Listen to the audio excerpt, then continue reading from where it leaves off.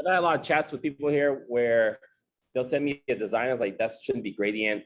You guys should learn what gradient is, or hey, this font's weird. And a lot of that little stuff like has taken a lot of time and it's not really scalable. So I just want to get you guys kind of a better grasp on how like what good design marketing is. That way you're better equipped to have conversation with this third-party company that can do unlimited design and refreshes and stuff like that. That way you can have conversation with them on building your logo, your color schemes, stuff like that. And then when we move into kind of creating more collateral for you, whether you want unique postcards or brochures or MailChimp or social media posts, you have your own style, but we're not going to be Elias not going to create your style for you. We just get you thinking in a better way to work with a third-party company to create that style. It's essentially what Compass does, but they're pretty limited on the fonts, the logo, or Side Real Estate. Side Real Estate does a great job with their brokerages, but there's no company out there really trying to create the agent's brand, which I think, which is really our target, helping you guys build yours. I mean, I don't know any other team doing this much Reels and TikTok and video content and funny stuff, and which is actually driving a lot of traffic in the new age of doing it, but we can't do that for you. I can't do that for you. Elias can't do that for you, but we can teach you how to do it and get third-party people to do it for you. I guess that would lead into the second part of this conversation today, which is we have Envision. They're great. They do big projects. We're also they did medium-sized projects too. Then they knocked out like 30 videos for us last week.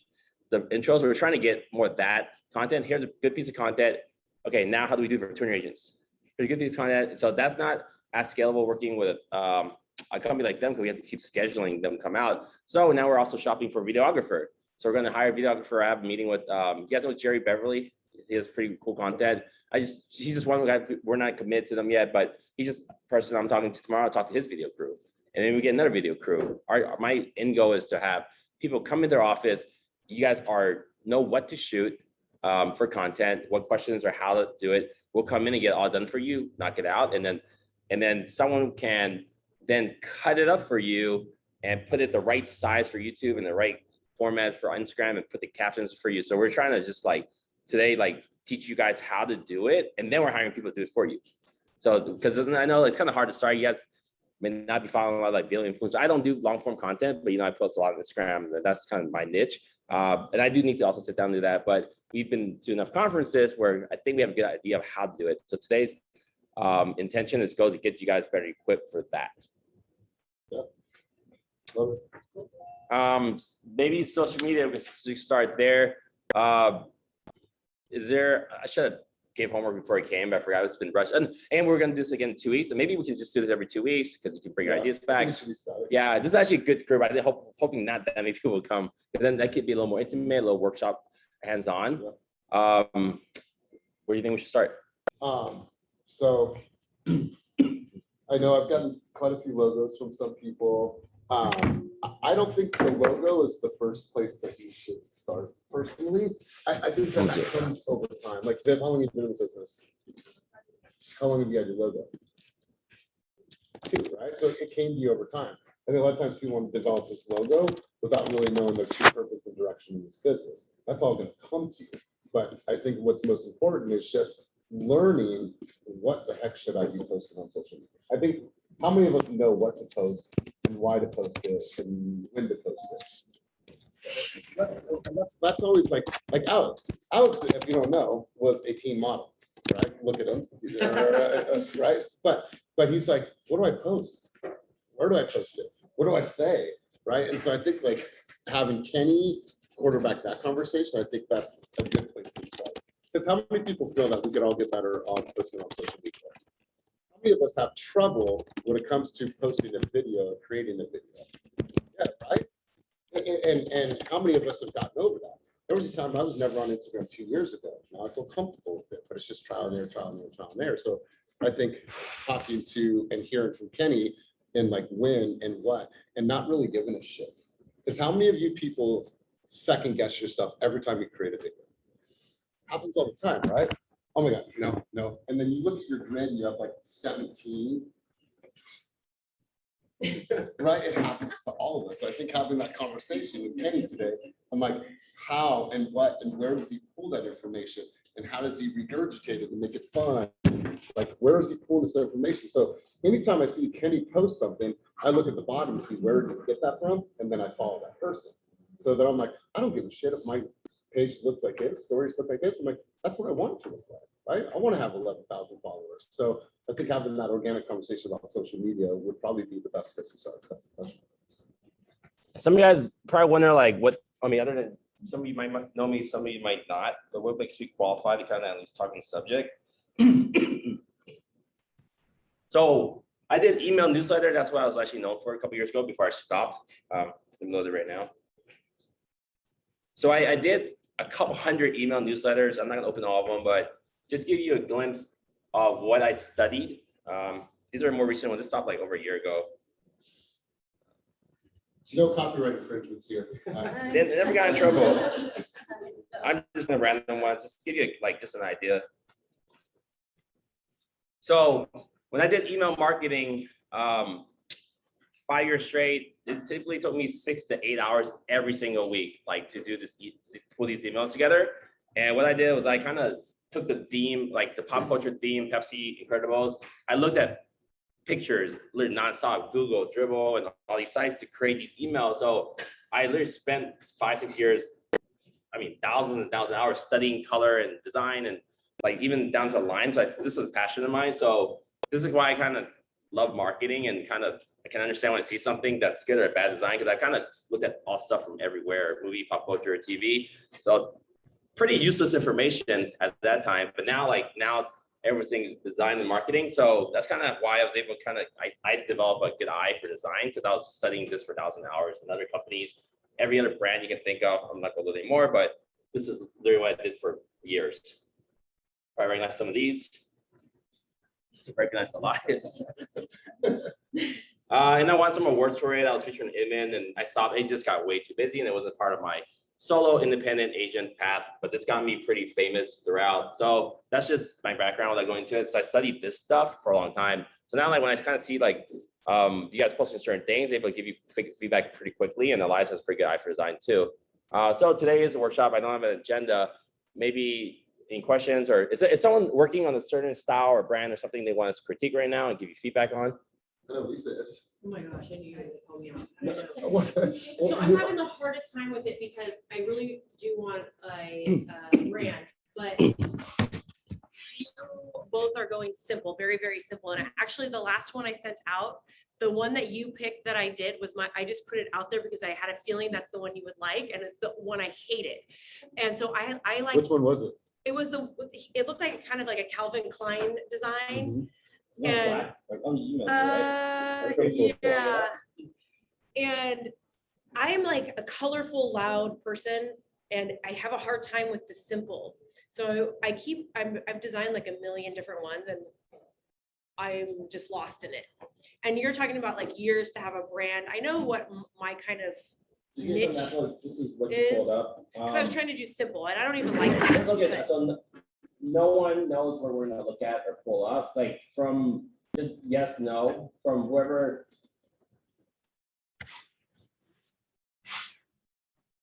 Whoever likes this design, just give me a quick yes, like.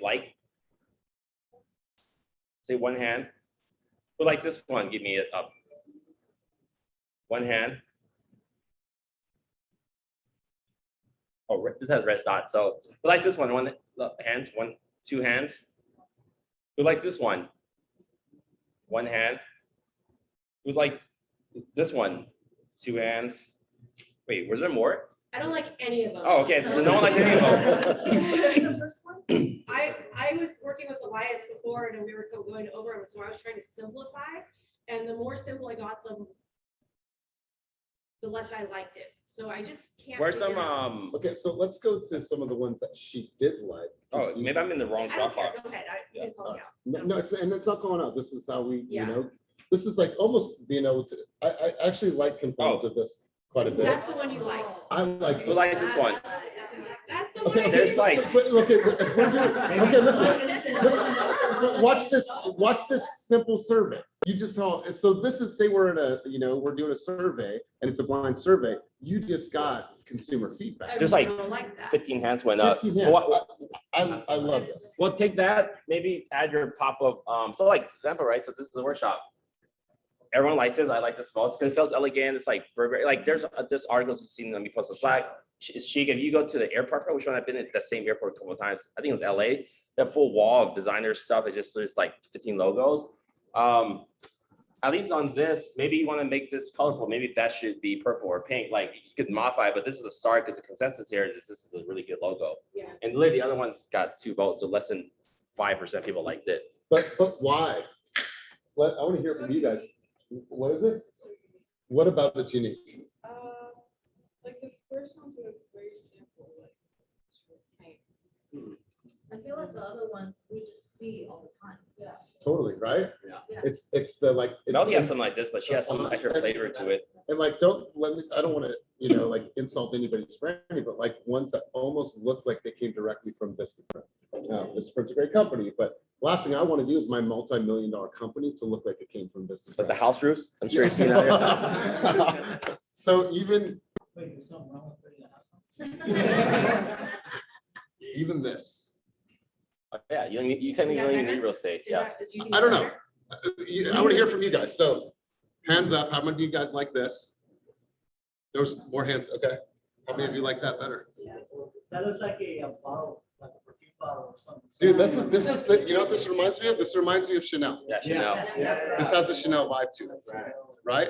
So when you say elegant and like, almost like flashy, like it doesn't have to be colorful to be a colorful brand. This expresses you from what I know you. I would say this, you know why I look at it like that? Roxanne. Yeah, that's Roxanne Roxanne. is just- Roxanne. She had some cursive and stuff. It was like, you're the only Roxanne I know. We talked to her like you should do something that says Roxanne, and she went with Roxanne 2 lines. I don't love 2 lines, but it's very distinctive. So it Yeah. grow to like it, and no one else is doing that. For hair, like I would maybe close in the gap a little, because you get also for logos, typically you want something that fits in a square, because you don't get a square like a long one just because like you're putting certain things on like a stamp or postage. It typically will fit better in most Yeah. things than abnormal. So this I would try to maybe box it in. The letters maybe like this might critique, maybe this spreads out a little bit, but the logo, the lines are thicker, and this little closes the gap a little more. And it looks like, again, it looks like a boutique or luxury brand. And then you can always play with the colors. I don't know if you've seen kind of my iterations of fast real estate of, I'll show you guys later. So later in the workshop. But yeah, like this everyone likes this logo. All right, that's it. I'm gonna go with it. I'll just clean it up. I think it's dope. I really do. Okay. Like, I'm surprised no one's done it yet. I don't know why. I don't think know. it's a lowercase L. No one's doing that. But then with this, Yeah. it works. Without that, it's not gonna work. You have Where's to have those, mine. where's those L other here. ones, those first ones? You really want me to pull this out? Yeah, send them to Kenny. So we could see like evolution of her thoughts. Because this is a great product. The first ones were like, They were really me as far as I'm colorful, kind of loud, but like just the consensus of the room, they liked the cleanest one they yeah, like. and that one with that circle is. my Was favorite. it's also speaking with this personality test, right? There's 4 types, and then also the Myers-Briggs of the personality. Like, if you guys are only doing things that you like, then you only attract a quarter of all the people. Like probably high eye, then colorful and talkative, stuff like that. So like if you're doing your brand like that, you might only attract that people. That's why a little bit more plain is better. But then doesn't mean you can put like throw a splash of something on there later. Okay, I just sent them to you. These are 0 clean. Pull those ones up, Kenny. The And then I'm email gonna me or send- Slack. I sent it email. Sorry, send me something. I haven't seen anything yet from you.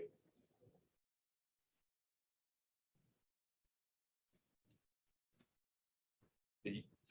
Well, okay, I found it.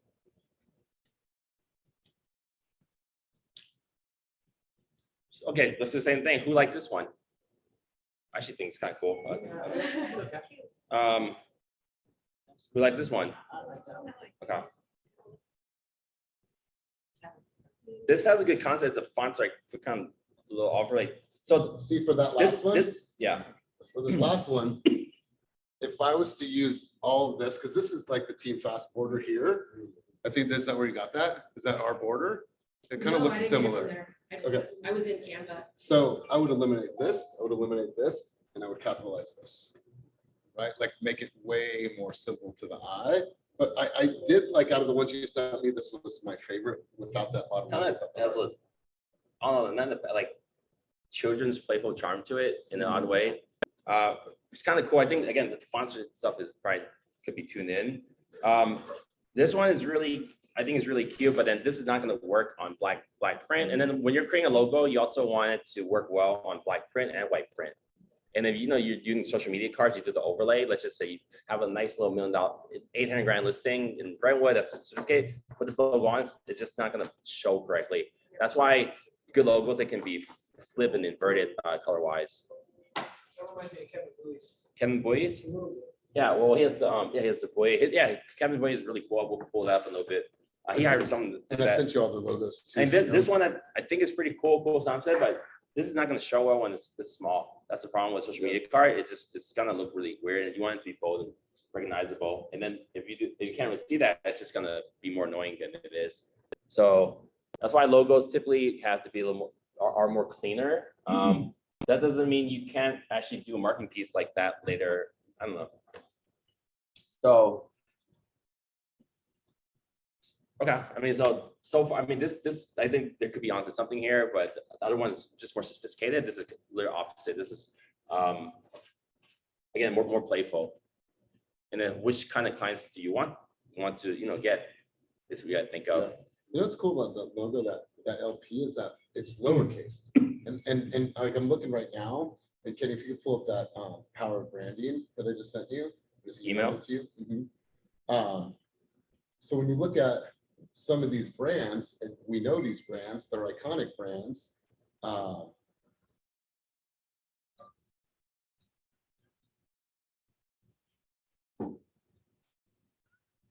So, and this is going to be, we created this a couple months back, and actually some of your logos are on here, so it's going to be good to see. Oh, you were there.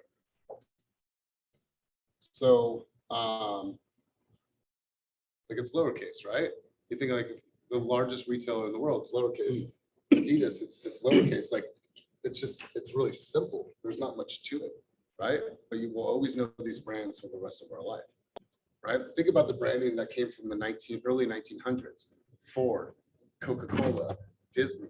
Those are brands that are simple, that will be around till the end of time, right? So simple in your case is going to really work. I think that speaks to higher end. That speaks to every single demographic in the bay. I didn't see that one before. I heard the reaction when you guys opened that one versus the other, so I'm good. Yeah, if you look at Social proof. if you look at brands, like over time, they simplify. So a brand that you might think is cool, colorful is back there, but Levi's really dumbed it down. Not dumbed it, like I guess simplify it.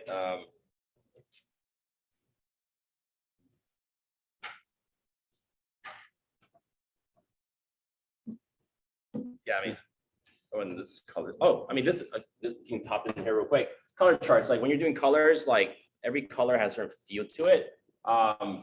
I never wear orange. I don't like orange, but my last company had orange, and my original Team Fast Agents logo, I'll put up in a bit. It was cool at that time, was orange. So because I wanted call to action, orange is really call to action.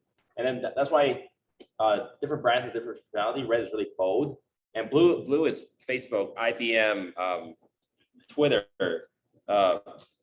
see, Dropbox, Lecture Reception, MyTheo, Facebook, OKTA, EXP, like all blues is a trustworthy brand. So that's something Vivian has is trustworthy brand, so she uses blue. And purple is more imaginative, Yahoo, and kind of like, and these companies don't do that well anymore. See, like it's right. I mean, Yahoo and NYU Curves. Spanx actually got bought out. Spanx is different, but Spanx got bought out by BlackRock. I guess was crazy, multi-billion hedge fund. So different brands have a different personality. So like you could do a cool brand, but also you can add some color into it. But remember, black and white when you're printing on flyers and stuff, you have to think about that. This with the color look weird overlay. That's why most brands are pretty simple color. And I'm trying to find like evolution of branding. Trying to like find like a lot of them on one page. Brands have just overall simplified over time. Well, here's a good one, I guess. Yeah, like if you let's see, you see like if they were kind of fancy, so some of like the colorful stuff you might be in this era, which is like 90s, early 2000s, but now everything's simplified because it needs to be on different print. Even BMW people, this is not even the logo anymore. It's something that's super plain now. People complain and then they like it. So that's on logo. maybe we can go to different, does anyone, you just sent me something? I think it's on email, Denise? No. No, okay. I sent you, and you have everyone else's logos too on there. Oh, yes, go back. Vince on there. Sure. Lisa, Yes. if you love that bridge, you can always incorporate that, your logo, the logo that everybody loves, your name into that bridge, so that it's still cohesive and it looks the same, but you have that color. I'll try it. Yeah. Thank you. Yeah, it's called Vector, a really simple form, like, give an example here, like, I would not recommend any of these, because this, again, the little things won't show well, but so none of these, I don't think on the screen look very good for a logo, but where you guys should check out is flaticon.com for inspiration. Julie actually got her, I told her, hey, you should use a vector person with a number sign, and she literally went and did that, and now she has a cool brand. So bouncing back and forth. So Julie actually got this from this website, and she came with the concept, but I didn't know it would look exactly like that. And hers looked very cool. So one thing for inspiration you might want to check out is flat icon. So someone said bridge. So here's a bridge. Do those curtain, do those windows have shades? Yeah, you want them down? Is it just me or is it glare? Okay. I'm not sure what's on looking. Bridge. Once you have it, you guys are close to that. Okay, vector. This is an example of vector. You see, it's just more clean, very less lines, kind of like these are vector shapes. That's the term for them. I don't know why this website's not working. Usually, so flaticon.com is usually where I go for it. I don't know why it's not working right now. Yeah, iconfinder.com is their cool website. Sorry, Stephanie. That's better. Yeah. that'd be cool. So Yeah.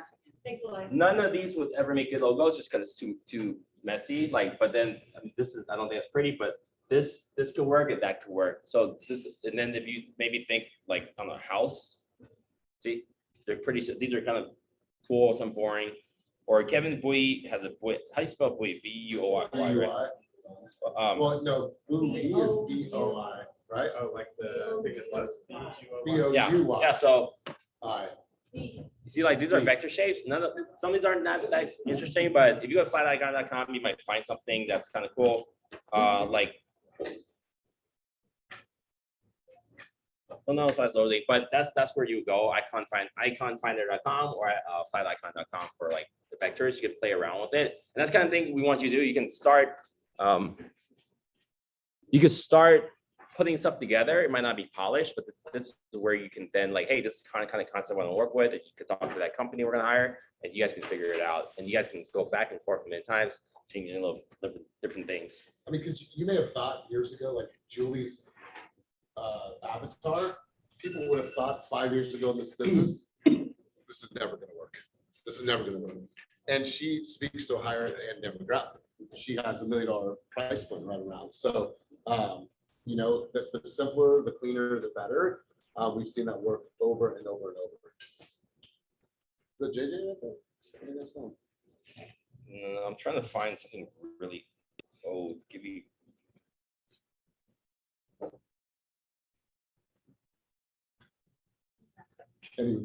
This was my logo, my third or fourth year in business. I thought it was super cool. At that time, it was. So this is what I'm talking about. Like, I would absolutely not. No one should use this right now. But it was actually one of the first to kind of like play with, one of the first brands to play with the, you know, bold, small next to each other. Like, I'll give you an example. There's many examples. This is one.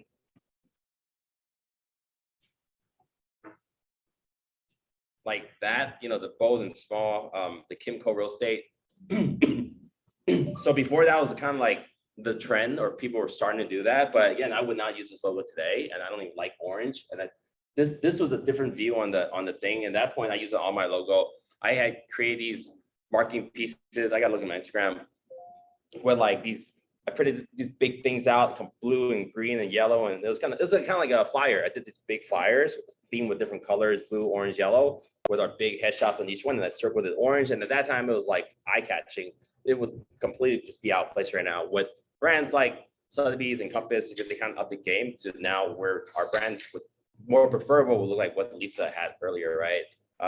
So things change, and that's why having this type of like evolution is important, because this is what brands are doing. If you want to stay relevant, this is how it is. Let's go back to what. Keep losing a page. Yeah. So so these are like give you some of our team's brand. This was just picked out. This was one of the email newsletters. Didn't actually use it, recognize it. It's quite tall, right? I mean, Eric is even printing out sweaters right now with Black Sabbath. I don't listen to. I don't know. It's like black and purple, and then he had a dragon. I'll call you. You're not gonna do anything until tomorrow anyway, right? Okay. Yeah, let me see. I don't know the hell. No Black Sabbath. Let's see if Terrence can do that real quick. But then I'll send it to you.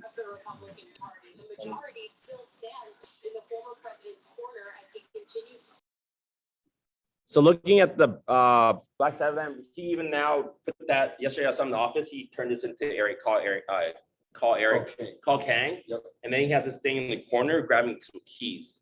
And so he actually combined his Black Sabbath with the logo, with that, and now he has this brand. So the stuff I was doing on newsletter like a couple years ago, people are like starting to do that now, and I've seen some of the coolest people. So to give you an example, he's evolved his brand into this kind of stay to his roots kind of personality type. So Eric and you are going to attract completely different people if they just looked at the marketing, right? Mm-hmm. And then the whole goal is you don't want to attract everybody. You just want to attract certain people. Yes, you want to deter a lot of people from working with you, so they don't waste your time. But you want to attract the 1% or 5% people who do want to work with you, because you're not even going to have to spend much time converting them. They want to work with you, and that's the power of branding. So when your thing is too boring or neutral, it's going to be hard to appeal to a lot of people. Kevin has an amazing brand. His friend made it for him, and that was one of the most interesting things I've seen. And his t-shirts, his business cards, it's like a dark green. Yeah. Not sure we get him green one. He's probably just like green. But it's the ocean, so that was pretty cool. That's the Alameda flag. I mean, what? Flag for Alameda. I don't even know Alameda, so let's look that up. Oh, it is? Alameda flag. It's an A. Yeah, maybe he got it from there, maybe not. I think he played with his last name more, but yeah. Pretty cool. So in Alameda, I was like, oh, I know that. See? Yeah. So like, here's the thing. You think it's cool because it looks like Alameda. I think it's cool because it looks like it's cool. So this is appealing. Yeah. So that's why the brand resonates. And this is really distinct. I mean, all these brands are pretty distinctive. And then just even your name, people want to say, I want to make a cool logo, but just your name could work really well if you have hopefully a little more unique name you can work with. The signature, there's websites I put in the market channel. You can go to websites and type in buy special fonts for signatures, or you can use your own. Some people use your own, but Jen does that and it's pretty recognizable. Anna has a really cool logo I haven't seen before.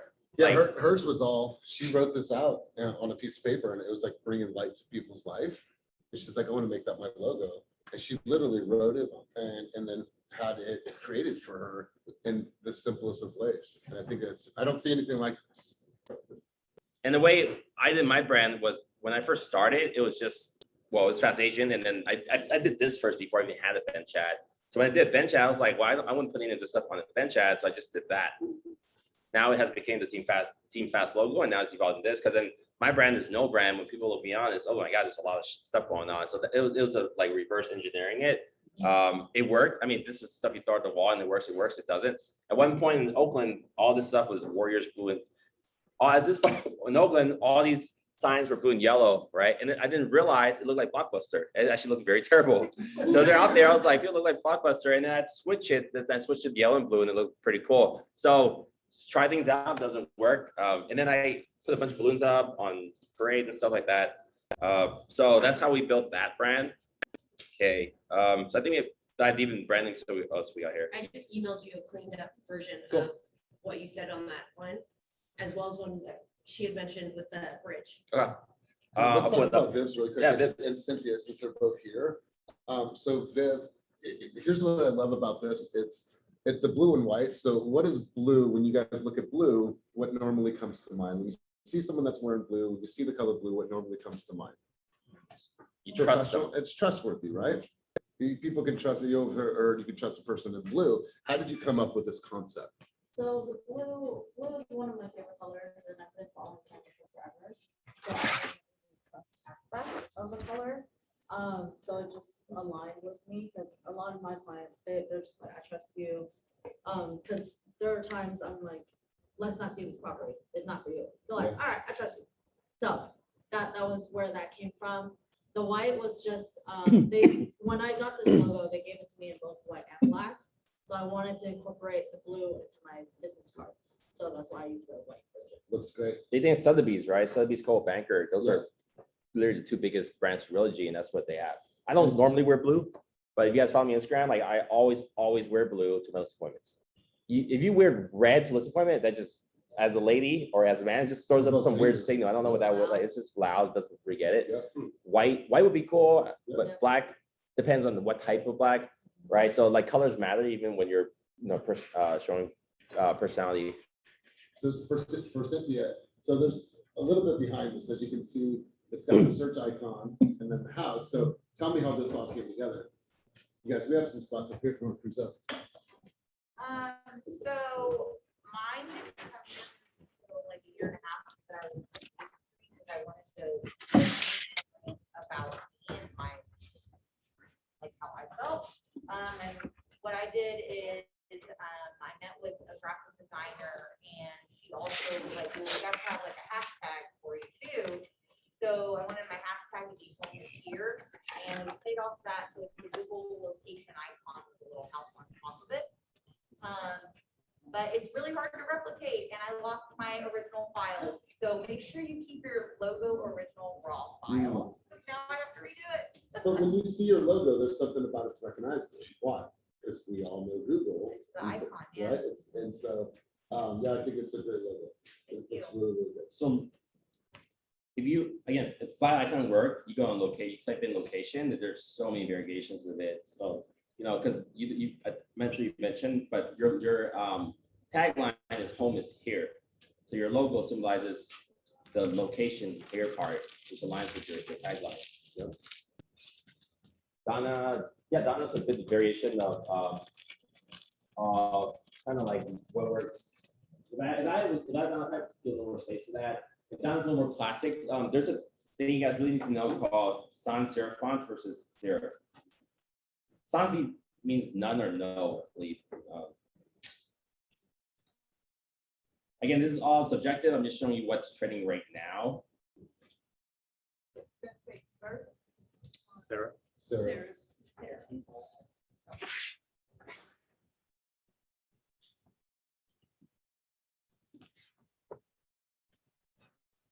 So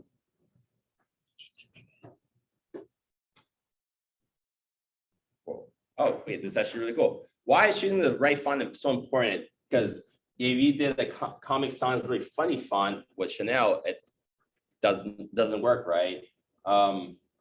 Walt Disney actually uses Times New Roman, I believe, like a more sophisticated font. So you can see how using the wrong font, which when you're creating your design, to think about, it just looks terrible. And let me see if I get the right ones with this. So sans serif and serif, sans serif. Serif is this little pointy thing. When you see on fonts, it's usually older school design. Like the main one I think of, Times New Roman, New Roman, and then kind of the new style which most companies are using now is this sans serif, which has no like edges and weird stuff on the side. It just blends in better because most things are more modern, and when you throw a old font on the new style, it just clashes. And a lot of people can't even tell you why. It's just a feeling. It's because we're going after them not just to get to the bottom of what happened on January 6th, but so that we can pass laws to potentially prevent something like that from happening again. Liz Cheney just said that in her floor remarks. They are attaching a legislative purpose to this investigation. I'm just gonna mute all upon entry. Give me a sec. But that doesn't mean that font's terrible. It's just used differently. Typically, law practice, editorial, and insurance company are companies that use serif. So if you guys want to be known or feel like a law practice, a lawyer, or insurance office, then you can use that font. I think Intero uses Intero. I don't like their logo, but they do so much business and they dominate the South Bay high-end prices. And let's see. Yeah, I don't think sexy or sophisticated. But then now they have this. And now they joined, but they kept the old. They changed it. Kept the big touch. Yeah, but it works for them because they do mostly high-end, sophisticated. A lot of clients are probably attorneys and CEOs, stuff like that. So it works for them. But if you're doing a brand, it might not work as well. Let me see. Coldwell Banker. Coldwell Banker did a huge rebrand. Actually, let's use this example. This was the Coldwell Banker branding for many years, literally up until 2 years, and it's been dated. And now they're like 90% done. Now everywhere you see Coldwell Banker is something like this now. So the Coldwell Banker has gotten rid of that old school font. They brought in this sans serif. They made it pretty hip. A logo that can be used and flipped around and inverted, and then they built out this logo luxury division. You see, is complete rebrand. Century 21 is another brand, and they spend millions and millions of dollars doing these rebrands too. So remember, like, this is what they've done research on. This was the logo. Actually, still see this out there right now. It's very old school. They're not known to be a hip brand, but they did the rebrand. They did a pretty good job. So you look at, they took this older style brand, and now this is a new brand. It's really just really simple. That C21. Yeah, I think this is probably one of the best rebrands in the industry so far in a couple of years. So, and then let's look at brands that have not done that as well. ERA Real Estate is pretty old. Also, one of their brands, they haven't got much traction in most areas because the red and the blue. Yeah, the brand is kind of funky. It's clean, but it's funky. Better Homes. Yeah, Better Homes. So BHG does well in like the Midwest and stuff. They haven't done well here, and I'll give you a little more insight on that. But and let's talk about this. I mean, I had a brief stint there, but does this speak like Bay Area? Does this speak Bay Area consumer? What does this speak? For me, it speaks Midwestern. It speaks Nebraska. It speaks Vermont. It speaks like, you know, like I don't know, Boston, right? This doesn't speak to our demographic, but in those locations I just mentioned, they crush it. I went to the Realogy conference 2 years ago, and then one of the two versions of this, like the agents at BHG, they actually want them. They tell them, hey, well, we're part of BHG, we're network. You know, like the magazine and the publication. That's a selling value in some of those areas. Here, like what, right? But Sotheby's is an auction house. You know, also they have a magazine and stuff like that. They're associated with high end stuff, so that it works for them. So this is why this brand has not thrived here. And then this is more like real estate related. Corcoran Group is doing really well. They've actually picked up 2,500 agents. A little bit I'll talk about branding. Corcoran Group, the serif files. I wonder how this works. Well, they're in New York. They're actually the #1 brokerage in New York. They now went full franchise. They picked up 30 different offices, 2,500 agents. And why? A lot of the brands locally, BHG, Highland Partners, which is located in Montclair and Piedmont, you know, we were part of the Realogy brand. They're trying to make us bring it to all the everything. Instead, they shut it down and went with Corcoran, which was strategically actually worked out really well for them because they don't want BHG and some of these other Century 21 ERA to leave their Realogy umbrella, the main corporation. So, hey, why don't you guys flip over this brand? It's a better fit for you.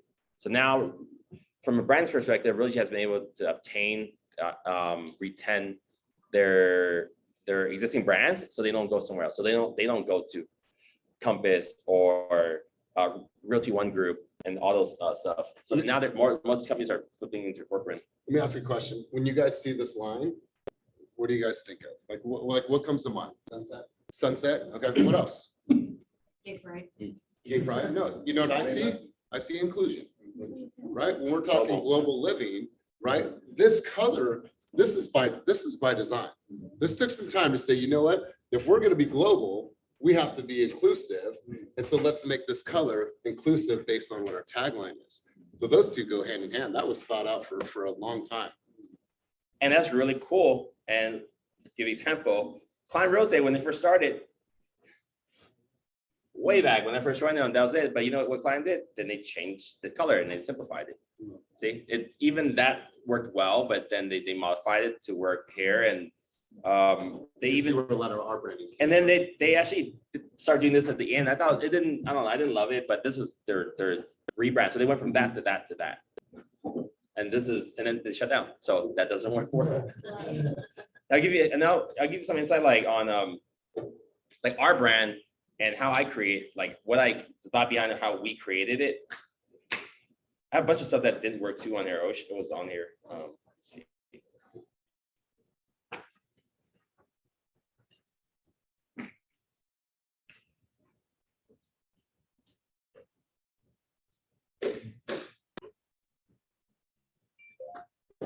It might or might not be in here. Let me check.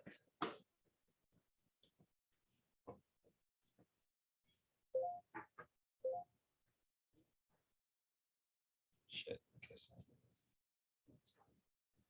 All right, let's delete the bad ones.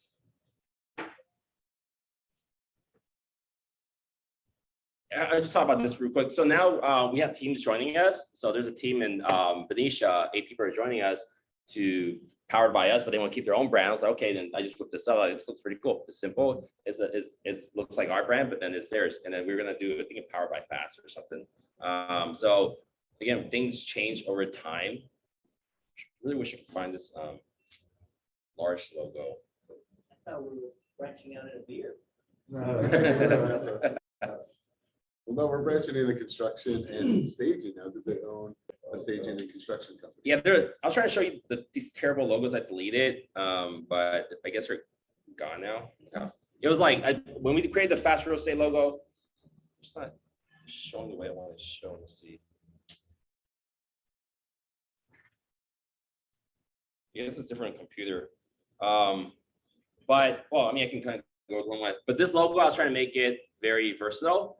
So people can use purple and pink and colors like that and kind of edit it. So I've created a logo that's, works well on white, works well on black. You can change the colors around. And then I made the long version because certain websites you can only go on the bottom like that. So there's a lot of thought was put into it, even though it's super simple. When I was doing the Fast Real Estate logo, I put the line, I put the red line here, I put the red line there, I put 2 lines, I put 3 lines, I put one like this in each speed. Like I tried, there's like 20 iterations of it. And this is what we landed on. Like it took me not too long, probably took me a couple weeks to figure out this is the brand I wanted. And in fact, when I was creating this Fast Real Estate brand, because fast a lot of times is associated with cheap, because you think fast, easy, cheap. Typically, it's actually like I talked to my coach about this. You never want to put on your marketing, you sell homes fast. You want to put your marketing, you sell homes faster. So it's different. So I was hesitant to use this to create this brand, but then I was like, you know what? We already got this fast agent team fast. Like no one's doing it. So originally I thought Fast Real Estate was actually a bad idea for a while. To give you an example, and then we put it together and actually worked well. And here we are today. So can you pull up City Real Estate? So City Real Estate is a company in San Francisco that, you guys see the resemblance? Well, I think they came in after us. They did. Yeah, a little bit after, but it's a nice, cool brand. Let me see. Oh yeah, let's talk about Side Real Estate. They have really cool brands.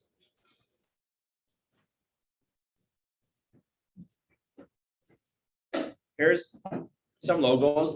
Side has the entire production company create logos. You see, there's some kind of like a flavor for everyone. The Side does really well because they help the owner, the company create stuff. So here's ocean blue. You see this blue, it's hard to see. You see, you can get pretty interesting. So if you guys are looking for inspiration, this is a really great place to look to for some designs. Okay, I like that Real Estate 38. Real Estate 38, yeah. See, things don't have to be that complicated to look really good. This is pretty interesting. I like that. This is pretty simple. It has a fade. I haven't seen that before. They're actually local. This is a company, Michelle Baylock, that worked with us at Climb Real Estate. And this is really unique. I don't know how fun it is, but Bay Real Estate, I think that's a water wave. Yeah. So some inspiration. Okay, let's go on to another topic. What should we talk about? What do you guys want to talk about? How do we figure out what kind of do as the numbers agent, before the logo, I almost want to figure out what my brand. We did, I need to look for it, but there was a workshop that we did with our web designer. It's Molly. Did I do that with you and Teresa when we talked about our company? Or I think I did it with Karina. Okay. There are certain questions to ask, what's most important to you, what your values are, what your traits are, and you just start putting words down on a chart, and then you kind of maybe then start tying with the color or things. So you need to know what I would probably write down what your personality traits is, what your personality traits is, and then maybe write down values and why people want to work with you. I think that's probably a good start. So you want to put down words because maybe maybe hers is data, maybe, I don't know, like where's some things. So like Julie, so Julie is a good example because Julie, when I first met with her, I remember our first coaching session, I don't know. You know, what do you love to do? I love numbers. Wait, like you love, she's like, I just like staying up all night and running data. I'm like, what? And like, I wish we could pull up her old logo because it was the powerhouse and it was like the shield, like almost like a medieval shield. And I'm like, you remember that? Like it had like a cat and a shield, but it made no sense because she really, really loved numbers. And so that concept came up from her sitting down and writing down, well, what is the numbers? Like, what are you into? Well, I'm into numbers. Kay's like, why don't you just call yourself the numbers agent? But what's her value? Her value is the understanding of numbers. She's driven off of that. So Alex, let me ask you a question. And if you don't have the answer, it's cool because I just got asked this question in the mastermind. What, say if you could name 3 values right now that define you as a human being, what would those be? Trustworthy. I'm as a human being. It's hard, right? Yeah, it is hard. Put that on your list. Yeah. Right? You know what I came up with when we were at this thing, because people say, well, you know, my passion, this and that. I was like, discipline and energy. Those are 2 things that I believe that are my core values, discipline and energy. Everyone's a little bit different. So if you can align yourself with what you are truly, what you truly feel your values are, then it'll help you to figure out, okay, what does that look like? What represents value? What colors represent, or what colors represent energy, strength, discipline, right? When you think of companies like the Army and their taglines and things like that, that represented that discipline, what does that look like? So if you get clear here first, then it'll be able to get more clear. And I think this is a really great question. That's probably the first question everyone should ask before you try to figure out logo. Like what's the messaging you want your view to be, and then the logo. And then when you have time, research fonts. Like there's literally, like this is where people kind of fall short. They put some, literally put something. There's hundreds and hundreds of font sites. Go in there and figure out if you like a fancy font. You want a groovy font. You want like I had a long message, a call, text thread Will yesterday. He had this font. He's doing this square with WK Bayonne. But the A, I was like, what's the A? The A looks weird. He says house. I was like, it looks like a bullet shell. And then later I was like, it kind of looks like Salesforce Tower or condo. And these lines, I was like, why don't you just make the lines cut off now all the way at the top? So they kind of staggers like high rise. That's a high rise, Robin. And then I was like, that font looks really futuristic. It doesn't look, it looks like it would be cool 10 years from now. It's like, it just doesn't flow right. But he was onto something. Like this is a pretty cool logo. And it kind of reminds me, I mean, again, bold, not bold. See, like this is still trending today. Use well, and she's, I didn't think about it. Like she's for some reason using a lot of color. I don't know the story behind it, but that's pretty cool and it's unique. So let's pull up. Oh, look, I mean, it literally matches what she wears. Yeah, so there you go. Can you type in here, so Jeff? And this is because Jeff's in the room. All right, so thoughts, and then do images. All right, so see this here? This is what I see for Jeff moving forward. Not so deaf, but follow the flow, right? He's growing this thing out. Like I want him to like do something that is along the lines of this, but Jeff's tagline is the people's agent. What does the people's agent mean? Right? Home screen. Logo he does using right? like a logo, like So I've been talking about him. He wears a beard on his logo. I don't. Can't see the screen. What this Oh, you is. know? That's my pro. Yeah. So he has his dog picture. He has a picture of a shadow and him and his dog. So that's his branding. I don't know the story behind it, but that reminds me of that. So like this is a groovy font. So back to fonts, like go on different websites, look at fonts. There's an entire category for sans serif. You see like this stuff. Like I can know that originally on our marketing, I used what Klein was using. It was called like Afrac graffiti or something. We're using that. It looked pretty cool. And that was a group font Klein used. I don't know. That's a unique font. It was a pretty cool font. And then we went to get an office space in Jack London last year, and then I saw on all the things like I like this font, so we entirely just flipped all of our marketing to Overpass. Like I like that font now is on our marketing. So we immediately within like a week we changed all of our marketing now to say we use that. So like you want to be inspired by different places and things you go. I'll give you an example of a thing we were playing with. We didn't quite do it yet.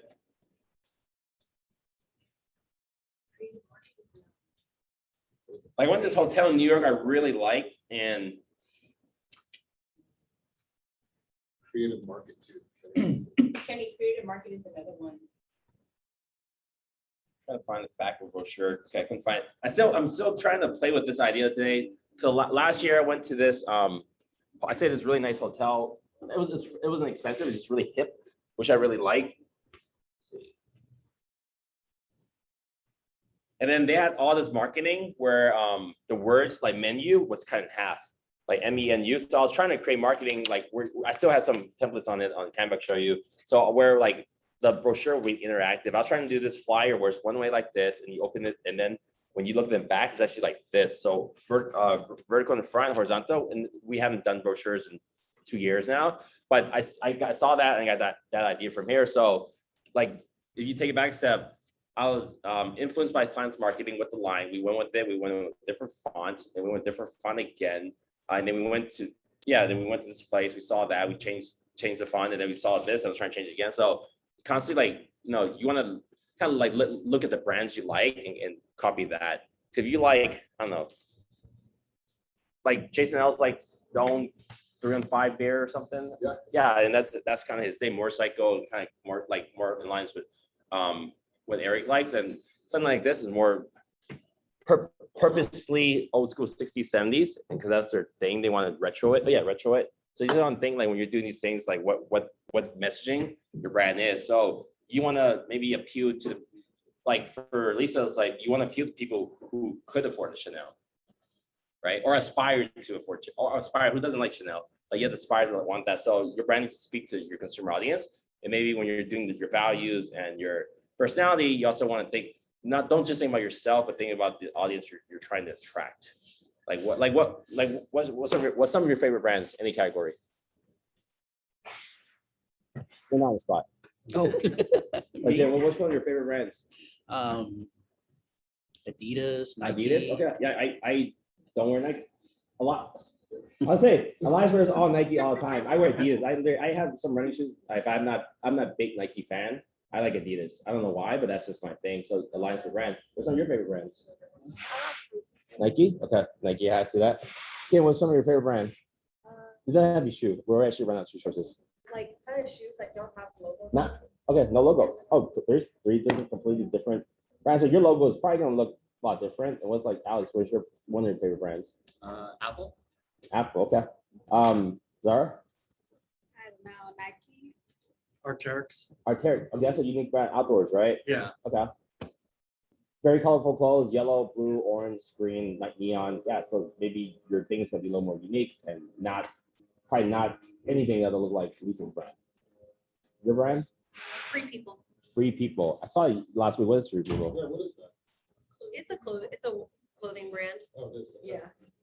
Let's see it. They're mis- It's like boho hip. Yeah.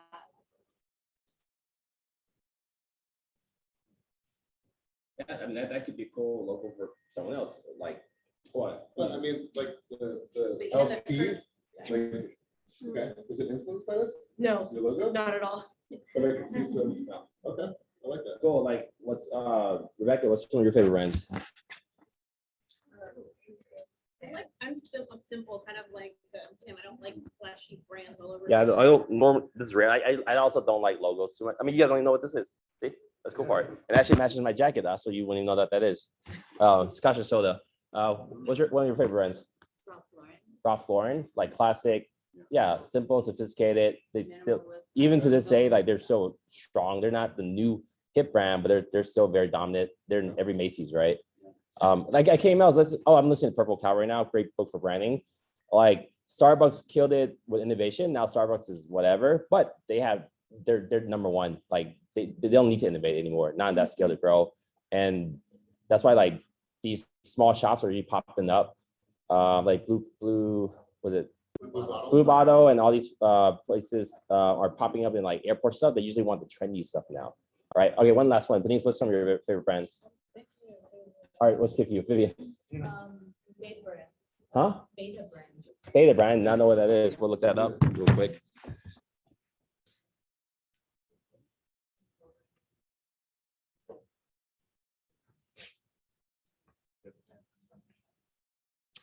Their brand is not a lot of Did you brands. hear what Molly just said? She said that, she said, did we tell them to stay away from the fucking house? What? The house. Oh. Please do not. I'm like, The answer is yes. So Beta brand is actually almost like no brand. Like they're not. Because I tell you what, if you go to Fiverr, right? How many of you guys know Fiverr? Right? And then they have the little survey and they say, oh, what's your industry? Like, what do you like? Blah, blah, blah. 9 out of 10 times, I guarantee you, they're gonna kick you back a logo with that freaking roof, a chimney or a window, and I'm like no. Run, like that, you know. This is not about public shaming. Here, I just like it better like, together. no, like this, look, nah. That's a cool one. Oh. Even like minimalist, like in This looks like logos. Donna's. This looks like Donna's up here. I like this. These are more unique. Wait, go down a little bit. Go down. This is Sylvia Young. Go Who down a wants, little bit. to read these logos? 'Cause, Right here. Go down. Up a little bit. I'm sorry. Up. Keep going. Right. One more. That's Sylvia. She kind of did an avatar of herself. Because like this stuff is the common thing people were using 20 years ago to 10 years ago. I mean, it literally has a template. So Okay, right. Just no. You're fired. Oh, I'm gonna Yeah, do you're the 3 designer. roofs. No. and then I know lots of accessory agents that actually still use it this day. I mean, like You know, it's a good example, Kenny. What about the abstract? like what's the original group crushes it and they tweaked it a little bit. See, it's not just they added a roof. I mean window. Yeah. Pull up Duncan. Like I run across a lot of logos on high note. So I think what Dunkin' Donuts have done over the years, they've made themselves mainstream. They went to like, instead of Dunkin' Donuts, it's just Dunkin', and it's not Dunkin' with a G, it's I-N. And literally simple, but it's a company and it's a brand that They you guys just have known rebranded for last year. years. For years, right? They blew up because they're coffee and they rechanged their branding now to this. There's a lot of companies like that that actually removed what they sell. I can someone name one? Like, I know a lot of them has happened recently. We're just font now. No, where they don't say Beverages and more. It's Bevmo. not just Yeah, Bevmo. yeah. So a lot of them, it's just some big ones recently. They actually got rid of that second word, so they don't just sell that; they sell everything. Like Starbucks. Yeah, was Starbucks coffee ever Starbucks coffee one time? I don't know. Well, what other questions? This is good No. stuff, you guys. What other questions? Yeah, we're still. Yeah. Okay. Best enough. Starbucks used to be Starbucks coffee. Now boom. Now I think 2 years ago, it's just that. See, like. So it goes right back to Lisa, right? It's like Lisa Chavez, I sell homes, I have a big heart versus just Lisa Chavez. And I want to move into the video portion pretty soon. And I want to actually have a guest speaker. I'll do this intro in a little bit. 70 million producer, I think. Bomb top influencer 2017, and he'll show you kind of insight. I might have him zoom in and talk to us. Cool. Maybe. Yeah. Are we good on? We've been here like an hour. Yeah. But I just saw Ryan, the playmaker. He just came up with his brand, right? In the beginning, before we have logos, would we suggest doing just like nice, like he has nice cursive, like is that something that folks can do now before they have a logo? Yeah, because I think like it evolves over time, right? As your business evolves. So yeah, you might start out, with like I don't want to say long drawn out, but like you're saying, like a bunch of words or whatever the case may be, one-liners.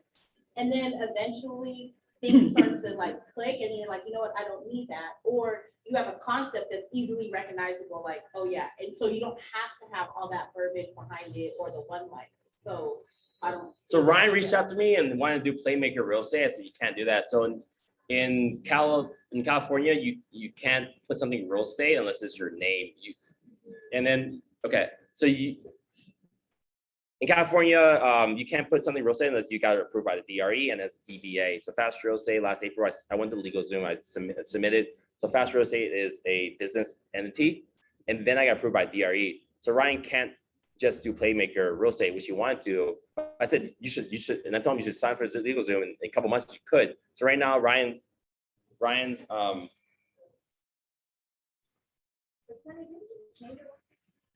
no, I did the, I was worried I couldn't do fast real estate and it would be approved by DRE because ESP had for a couple months that you can't do something real estate. Okay, let's talk about that. So I got approved by DRE, but then, so honestly, it's approved, but then in California, you can't put team grateful, or you can't put team Wi-Fi unless it's team your last name or your group last name. So I was worried about that time, so I went ahead, paid a couple $100 to get the paperwork to change my last name to Kenny. It'll be Kenny Chung Fast. So I was trying to actually become Kenny Fast, but I didn't have to do that, so I sent the paperwork home. So with that said, so I was pretty close. If I had to do it, I would have. If right now they changed the area regulations, I would do it because the fast real estate would not be technically allowed. It wasn't allowed by DRE because then you can't have a brand within the broker. It got weird if people complain. So Ryan cannot do Playmaker real estate like you want to. So he has Ryan Combs and he's more sophisticated with the serious font, but then he has this playful thing. So like quick. He can't see you on camera. Quick show of hands. Who thinks this? Who likes this? Okay, it's like a third. Yeah. It just clashes because with that and the real estate, and then you put the ESP Realty. So I think it's a good concept. It works really well, and I kind of like this kind of like 80s like hip nostalgic thing. I think it's really cool. I wish more people were using that. So that's what that is. All right, we're gonna wrap up this logo section. I do want to get in the video pretty soon. Let's go back to Lisa's. Now we have a full room, and let's just do another quick survey because we have about 10 more people show up since we first showed it. All right, so there's that one. I raised the Lisa Chavez up closer to the LC, and then I spaced out the LC a little bit more. So I think the L and the And C then now you have too much of a gap and it's too Yeah. close. Go back to the original. You know what you should do? You should put a square around it. So and then you know how to even things out. Because you should have the same amount of break from the top and the bottom, and then it'll just sort itself out, and you should have the same break on left and right. It's not going to be even somehow. Right? No. So go back to the original one that we showed. That's too messy. That was the bridge, and Yeah. I messed with it a lot. It could work with like a lighter bridge or Yeah, something. but the bridge needs to be Like, transparent. Don't make it the LC. Almost make it like a watermark in the background, but have your LC stand out. You know what I mean? Yeah, I gotta figure I out. like that because, So this is the one when we first got here. Show of hands, how many people like this? Yeah, if you would have seen what she had before, we didn't get too many hands, but I like this a lot. I think this is great. Even with the Realtor, seeing it without the Realtor, either one works. Either one really, really works.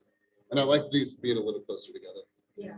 Cool. Yeah, like I have Kohan's on, right? It's just really simple font. It just like there's no specialty. It just says Kohan.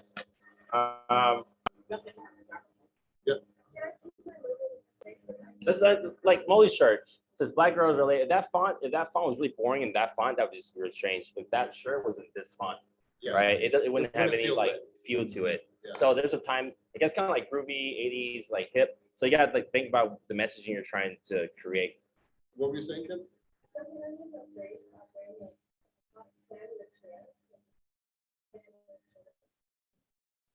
Without your name? I think you're on something, but it's very vague. Like, are you a financial planner, insurance? Yeah, Are you a CPA? Like, yeah. I would think financial planner. That would just be a hashtag. Yeah. all right, let's move on. Okay, we're wrapped up with this logo thing. Everyone's got a good grasp on it. A food, want a break? yeah, they could do. Working lunch. Go grab some lunch. We'll do working lunch and we'll get in the video. Yeah, and then we're gonna do that presentation with Brett Rose up yesterday. What presentation? Oh, career day? Yeah. Because yesterday, Tessa forgot that I told her I was at the conference, so, which I shouldn't have too many people there. We had 7 people confirmed, so I think people want to show.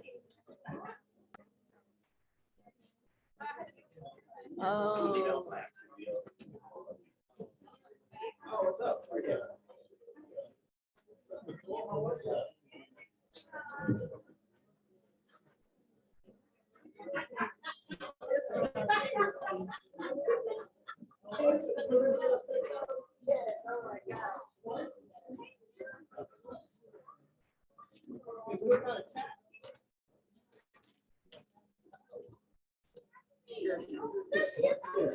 Hi, how are you? Good, how are you? Thanks for questioning. Oh, you're welcome.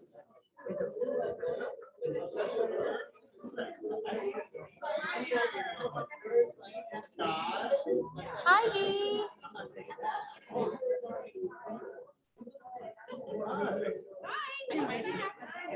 I know. I'm like, I hella missed the. Hi. How are you?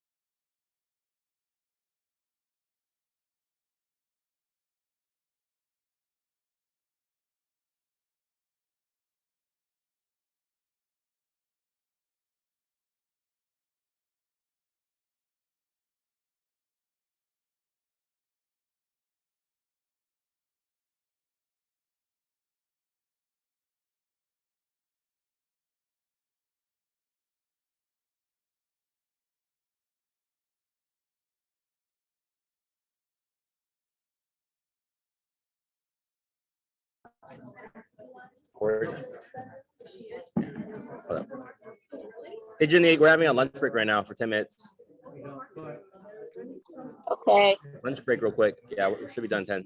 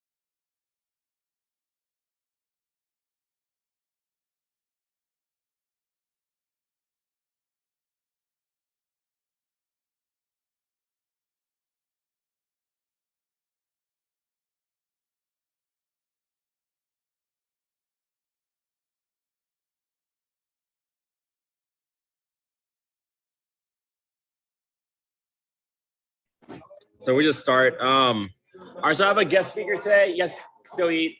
I want to introduce Jesse Peters.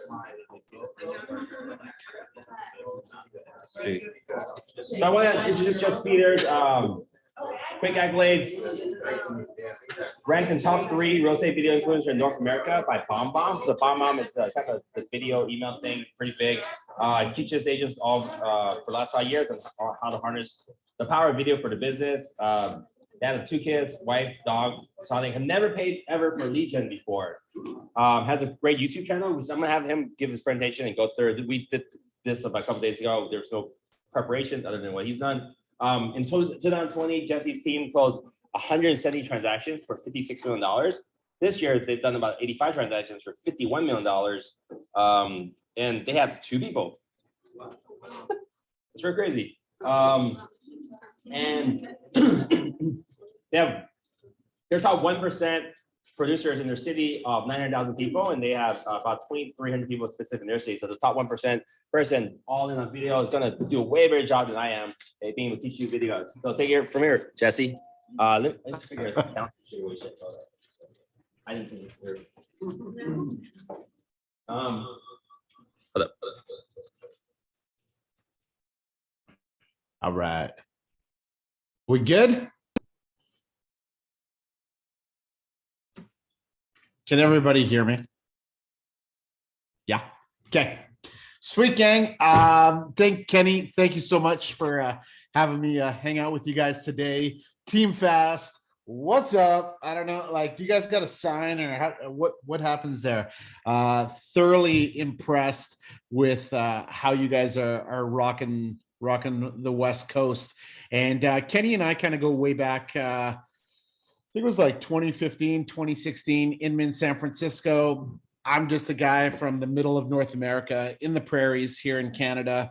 Had an opportunity to get on stage and share my insights on how I was using video in my everyday business.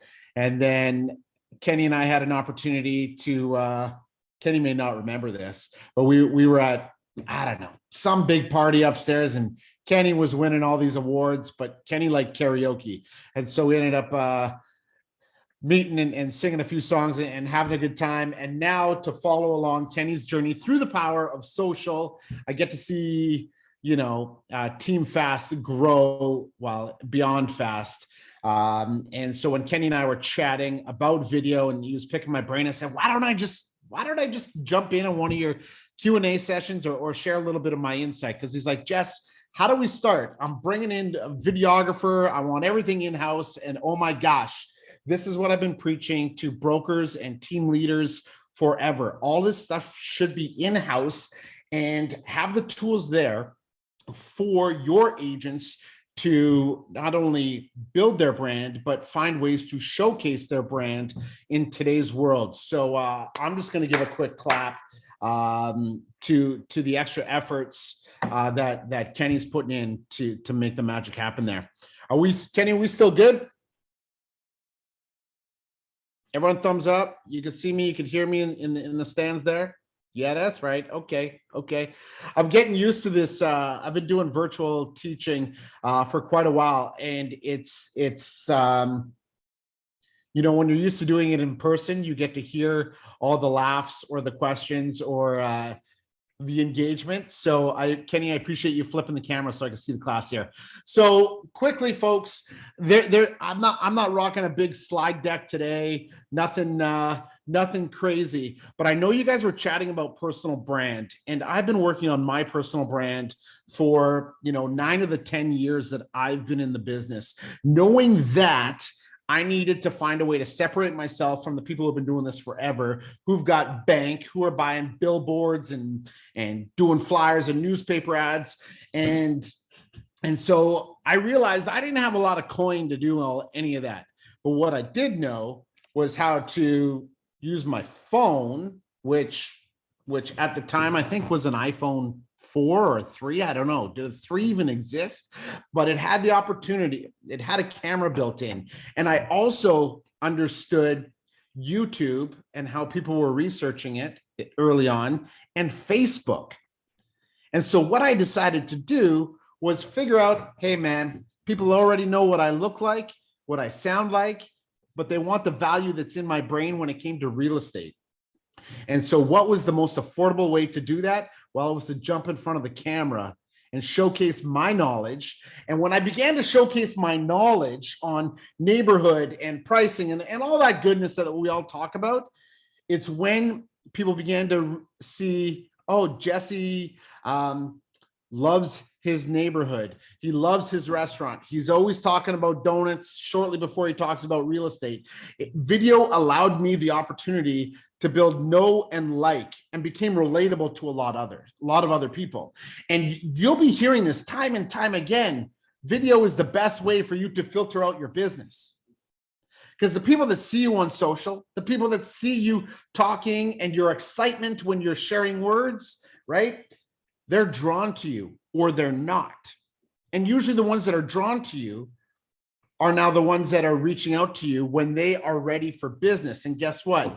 When they already know you and they already get what you're all about, when you are relatable, when you show you're just like them and they're just like you, business is so easy. And so when I figured that out early on, I realized I never had to make a serious effort to buy leads. Okay. First of all, we don't even have Zillow in Canada. So there's no even opportunity to buy leads. Okay. I don't cold call. I don't door knock. Now it's kind of putting all your eggs in one basket. I definitely think there are strengths. People have it on the phone. People have it door knocking. For me, it's getting in front of the camera and showcasing my city, my knowledge, myself to build know, like, and trust. And there's one way before I start sharing some tips that I want you to think about. And this really kind of unlocked personal branding and real estate branding for me and how I should do it on social. So I'm going to use an analogy. I'm a big fan of analogies here. Everyone has their own favorite TV show, right? Think about it. Mine might be The Office is one, particularly one, a 30-minute show. It's easy. Why do I watch The Office? Because it's entertaining, because it can be relatable. I'm looking to unplug. Why do we watch these TV shows? Well, guess what? People are doing the same thing on social to educate themselves, to check out, to research. Okay. So what I want you to think about now, your profile, your feed, you are the TV show. It's just on a different device. You are the character that people are watching and seeing, am I relatable to them? Is there more that's going on? You. So when you begin to look at this now and you take a 30-minute show, does anyone know off the top of your head how, like, what the average length of that show is? It's 23 minutes. Okay. 23 minutes of entertainment, education, tears, laughter, whatever it is. Okay. And 7 minutes of commercials. All right. So now if you balance that out, you might see where I'm going here. Be like, guess what? People want to get to know you, like you, be entertained by you on some different level for almost 75% of the time. And then sprinkle in your real estate, the commercials, the goodness that relates to that. Could you imagine if your favorite show was 23 minutes of commercials and only 7 minutes of The Office? I'd be pissed. I'd be choked, right? And I could see a lot of heads kind of nodding in there and be like, oh yeah, okay, that makes sense. Okay, so now you look at this. If you start to envision what content you're creating as a show, you then begin to get an idea of, hey, I'm going to talk about my kids today, or I'm going to show my dog, I'm going to say something funny, or here's how I'm feeling. And then, oh, by the way, here's a coming soon. Here's a just listed. Here's 3 tips. If you're getting your home ready to put on market. And that has helped me balance out how I control my feed that gets the most interaction and gets the most engagement. Okay. And as you grow and as you go along through this, some of you may be a new realtor sitting in the crowd and be like, I don't even know how to start.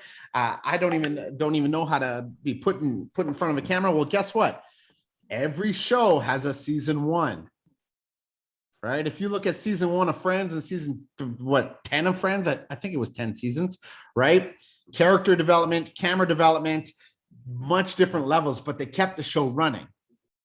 just like everyone has a chapter 1 of getting in front of the camera. I'm a chapter 20. You may be a chapter 1, but you had to get there. And so what Kenny's going to be doing in his offices is helping support you get in front of the camera, right? And just because you're not a chapter 5 doesn't mean you shouldn't be trying and learning the ABCs in chapter 1, because everyone who got there started at a chapter 1. And now you understand that, hey, video, we got to be doing it. So what I want to share with you are some tips, tricks, and insights that really helped launch my camera comfort, my personal brand, and how I was able to generate business without having to buy business. Now, the first thing right off the hop, okay, that you can be doing anytime you're in the office or wherever your studio set up, especially early on, especially if you've got a videographer in houses, start banking some evergreen content. And evergreen content is content that doesn't have a shelf life. Hey, what do I need if I'm a buyer? What do I need to know if I'm a seller? You go in and you shoot that when you get to your studio to be like, okay, what I like to do is I want to shoot one video for a buyer that covers 3 tips, one for a seller that covers 3 tips, one something about a neighborhood that covers 3 tips. 3 tips or insights, right, are going to be anywhere from 1.5 minutes to max probably 5 minutes. You can shoot 3, 4, 5 of those segments in-house with a videographer. Custom backdrop, same, boom. You can upload that onto YouTube. You can upload it onto Facebook, Instagram, all the goodness. Okay. That's what you should be doing as a realtor, covering those bases. And then those are easy ones to send out to your clients. Hey, if you're new to being a buyer, I've got a video here I want you to watch. But now the next part here is getting out in public with your device. Okay. Now I'm looking out at the class here, Kenny.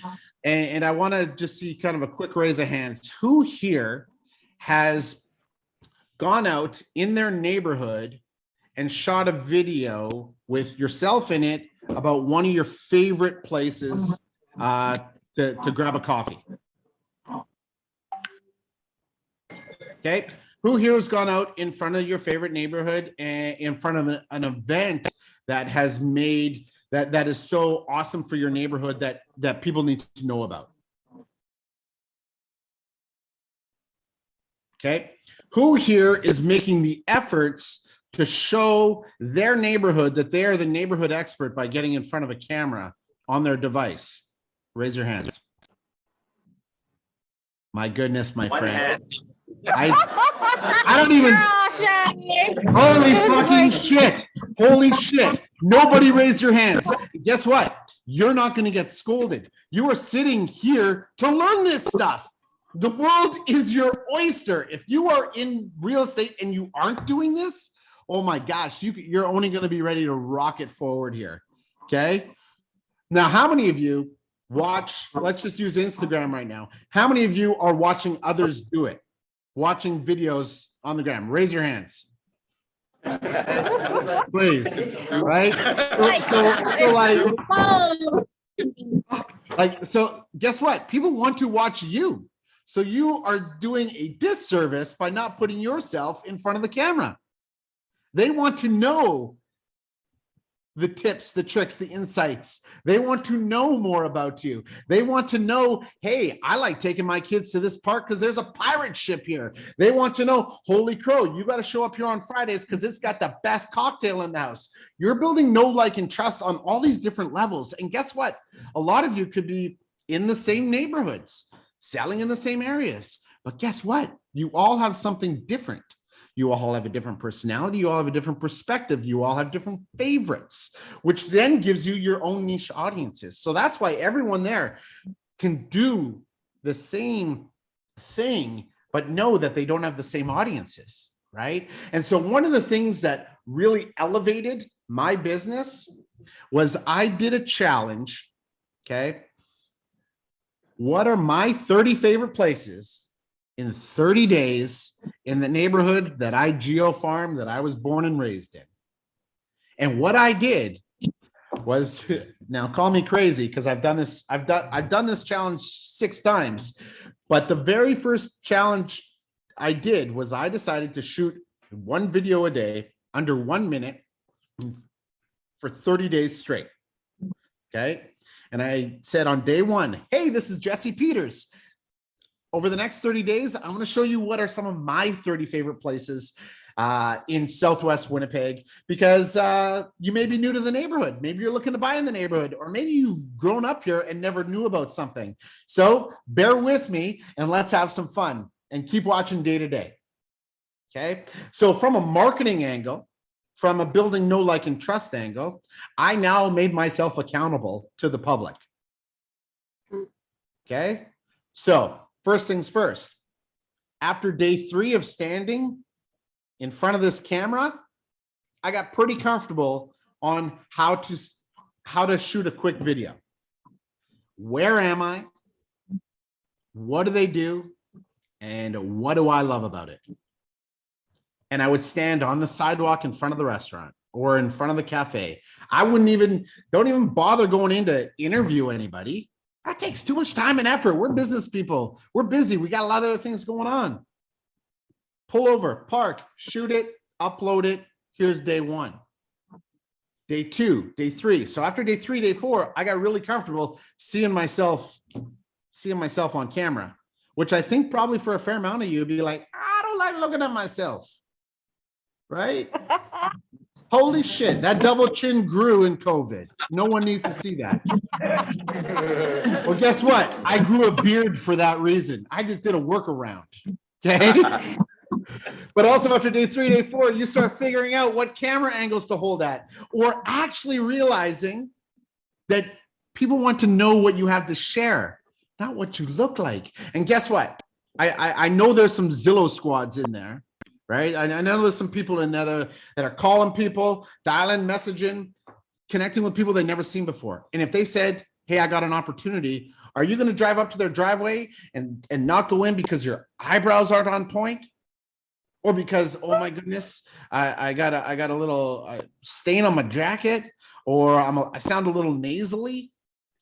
No, you're not. You're going to go in because it's an opportunity to build a relationship. You have to think about getting in front of video the same way. It's an opportunity to build relationships. And once you, again, understand that you're a TV show, it's an opportunity to build relationships. Now you've got a foundation. Okay. So now we've got these 30 days going on and you're like, holy crow, that's a lot. Okay. Well, what it also does is you are now in public and you are on the hook for doing 30 videos. And if you stopped after 7 days, what's that going to say to the people who want to see day 8 or day 10 or day 15 and you just stop? Chances are they're going to think, well, I hope, first of all, they're going to think, is Jesse okay? Did something happen to him? Okay. Right? But then they'll also think, oh, he can't keep his word. Now let that sink in.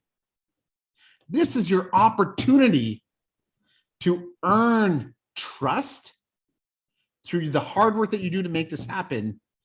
And we're not even talking about real estate. So you're getting sneaky in on them. You're earning trust without even having to talk about real estate. And so that's the greatest thing about this. You are earning trust and followers and learning a lot, bringing people in along the way. And it only takes a few minutes a day just to get rolling. Now, the beautiful thing there from that is, I think we all probably understand the value of tagging people, right? Tagging businesses, right? There's this thing that I like to call the triangle of trust. Okay. And again, I'm sharing with you the insights on how I'm not paying for leads, but using social organic strategies to help get in front of people that have helped build my business. And like Kenny said, right now I'm a team of 2. Last year we were a team of 3 with 2 assistants. This year we're a team of 2 with 1 assistant, and we're doing business. It's not like Jesse, who's a social coach and maybe sells 4 homes a year. No, we sell hundreds of homes and we're busy.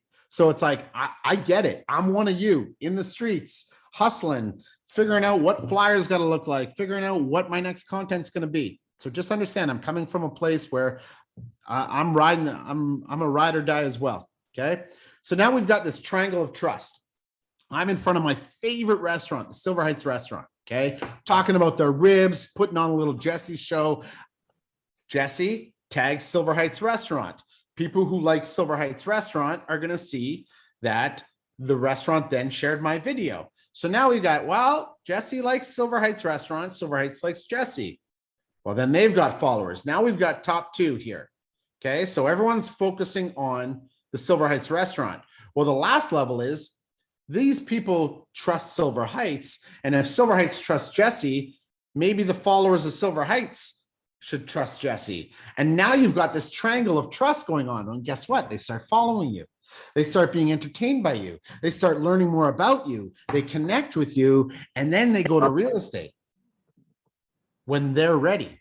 And so the magic that happens over this challenge of 30 days, you'll start to get recognized wherever you go after about day 6, day 7, being like, hey, that's awesome. Hey, you're that person in the videos that I'm always seeing. Hey, when's my business next? Right? And the gold and the conversations that will happen will allow you to start planting your fields and geofarming in a whole new way you may not have known. And now I've done this 5, 6 times. It started with YouTube. Then I took the same videos and put it on Facebook the next year. And then Instagram came out. And then Insta Stories came out. And then. And the cool thing is, well, Jesse, you've done it once. Why would you keep doing it again? Well, guess what? Maybe like new businesses come and go. There's always a new donut place that I'm going to find that I'm going to talk about. There's always going to be something favorite. Or maybe you've moved and you're in a new neighborhood and it's not my favorite 30 places. It's I'm discovering this neighborhood. Come along with me. Right? I've also done it where we've had myself and my partner Addison. So it wasn't completely overwhelming. He did 15 and I did 15. And that broke the work up a little bit. My audience gets to see Addison. Addison's audience gets to see me. Now you're reaching more people. Right? And then you take from your 30 favorite places and you begin to realize, hey, of those 30 places, and I'm talking about content here, folks, of those 30 places, maybe there's 10 that had incredible views. Well, now, why did those get so many views? Maybe the business owner, we should interview him. And now you've got an interview series, right? And now you're continuing to market in ways you never thought. That is fun, engaging, and having you involved in a community. And all of this is possible just by getting you comfortable to load on camera and showcasing your knowledge. And that knowledge will always grow. And that is the goodness of social organic videos that will help you build your business, that will help you build your brand, that will allow you to help others in ways that you could never have imagined in this business. Like, shit, that day I made my commitment to 30 favorite videos. 8 years later, I'm hanging out with Team Fast. Who would have thought? Just a guy from the island of the prairies hanging with Kenny and EXP. What's up? The world's changed. Folks, I've got some samples. I got Q&A. I appreciate everyone's time. That was about 20 minutes. And like I said, I teach this stuff all around the world. I'm an easy brain to pick through texting, DMs. You drop your Instagram handle in here. Is it how do you spell that? At my personal one's the easiest one. At Mr. No shit. At of course it is Mr. Social Savvy. MRSOCIALSAVVY. By the way, What? Mr. Social Savvy. Maybe we'll type it in. By the way, Social Savvy for real estate, Mr. Social Savvy, and Socially Sold are all registered trademarks of mine. Just that's what my lawyer told me to say. Anyone got like some questions for Jesse? For the 30 days, are they stories or do you actually post them daily? And then if you have other posts, you also post those. Okay, Kenny, can you recap there? You cut out on me. Can someone quickly summarize that quickly? That The 30-day content, is it for Instagram or you Is it for the stories? Stories or posts? Yeah, I think you can do both now because I did it solo for stories. I did it solo for posts. I think now the way stories integrates with the feed, and if you do it under a minute, it complements it so well. You can upload it to IGTV if it's also longer. I think you just run with what you got, and if you're playing in the Instagram platform, there's a lot of ways that one video can really just roll through. If you're doing it just solo on stories, it does take probably more work because you gotta put stuff on every 15 seconds. If you're tagging everybody, there's a lot there. That was probably the one that was the most mental grind when stories came out. I said, okay, I'm gonna put everything just on stories, and then realize, holy shit, we gotta tag a lot of people. We're adding GIFs, we're adding hashtags, we're adding all those things. But again, it opened up an audience to us, so it was worth it. Did that answer your question? I think we're when we hire a videographer, we're also having our admin. I'm not sure you guys know this, but on YouTube, you're the admin of your channel. So get your channel set up. You can have virtual assistants be a manager. So they can't delete and do crazy stuff with your brand. So when the content comes in, you can have a manager. They'll have access to all your. They don't need your passwords. They just have access, and they can just, once we get the content done, they can go ahead and post it for you on LinkedIn and YouTube. Penny, that's Facebook. Amazing. All they got to do is just be the star on the camera and then hand the footage over. Like, that is the goal. Think about how easy that is, my friends. And now, hey, Kenny, I'm going to share my screen here. Can I share my screen? Just let me give you some visual proof here, just so you can see what the heck I'm talking about. You mind if I do that, buddy? Yeah, right.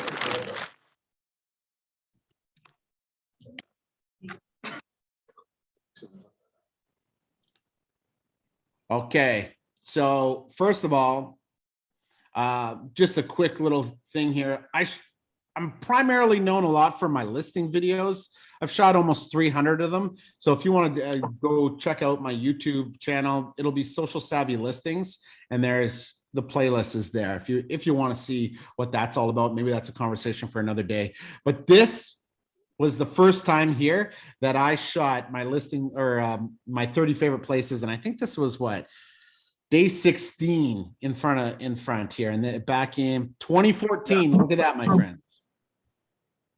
Peter's here, your social savvy realtor with Remax Executives Realty, coming to you on day 16 of my 30 favorite places in Southwest Winnipeg. And here we are back in St. James in front of the Silver Heights Restaurant and Lounge. This family-owned and operated restaurant is killer. They make the best ribs in town. And really, money. You don't need a fork, you don't need a knife, you grab a bone, the meat is off and melting in your mouth already. So tasty. You got to come down to try those. Just is going to blow your mind, right? I'm at a loss for words, which is a surprise as well. The Silver Heights Restaurant and Lounge is also kind of like the Cheers in this neighborhood. Everybody knows your name. They also know your drink order. They also know your family, and they also know what sports team you cheer for. So come on down, check out the Heights, as we like to call it here in St. James. And there comes the sun. Only in sunny St. James, folks. Thanks for tuning in to day 16 of my 30 favorite places in Southwest Winnipeg. Stay social. So you see there, first of all, the phone's shaking. It's right before rush hour's parked. And there's a little story behind here. I was like, day 16. I'm like, oh no, I haven't shot my video yet.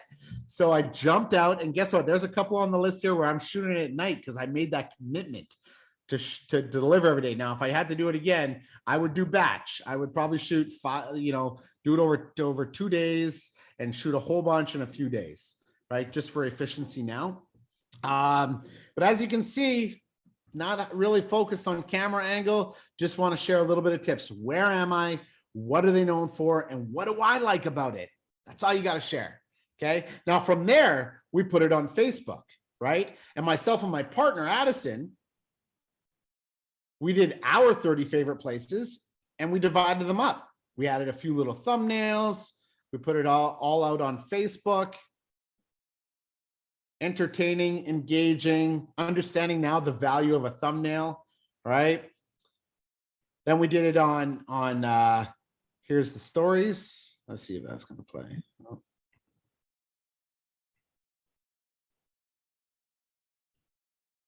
How you do? Okay, here's another, let's say, mission challenge that I am rolling out during the month of June. And I'm pretty excited about this one. This will be the 6th time I've done a project like this. And you're like, what type of project are you talking about? Well, guess what? I am born and raised in Winnipeg, 40 years. I love my city. I've lived in all areas of it. I've worked in all areas of it. I sell in all areas of it. And it just makes me smile time and time again, especially as we continue to grow as a city. There's so much goodness out there, from the parks and the neighborhoods to the local businesses and the events. So what I am excited to bring to you are my 30 favorite places in Peg City in the next 30 days. So as you can see, I evolved and changed how I looked, my camera comfort, but the things, the entertainment that I brought, the new businesses that I brought, the support that I got from the businesses that you're showcasing, it's like this reciprocity. Oh my gosh, you did this for me. Let me do something for you. Sometimes it's a buyer lead, sometimes it's a seller lead, sometimes it's an invite to an event, right? You think about all the goodness that comes around by putting goodness forward first. And I mentioned earlier on, you know, from my 30 favorite places in 30 days spawned a little TV series I created called Know Your Neighborhood. And what we decided to do was dive into the neighborhoods around the businesses that got the most attention, and we would interview people and we would look at things closer. And I really just think, I'm gonna stop sharing here now. There's so much that can happen to this. And I hope any of these ideas that I've shared with you will just spark an idea, right? We'll just be like, that's the little nugget I was waiting for, or the nudge that I needed or the water to grow the seed, however you want to do it, that just gets you going. Because I tell you, everyone who's done this challenge, and it's been hundreds of people, they've never gone back and said, I'm not going to do video anymore. Never. It's just a matter of understanding that you got to know the ABCs. You got to on how to work the camera. You know, everyone starts at chapter 1, but just remember, there's more to come.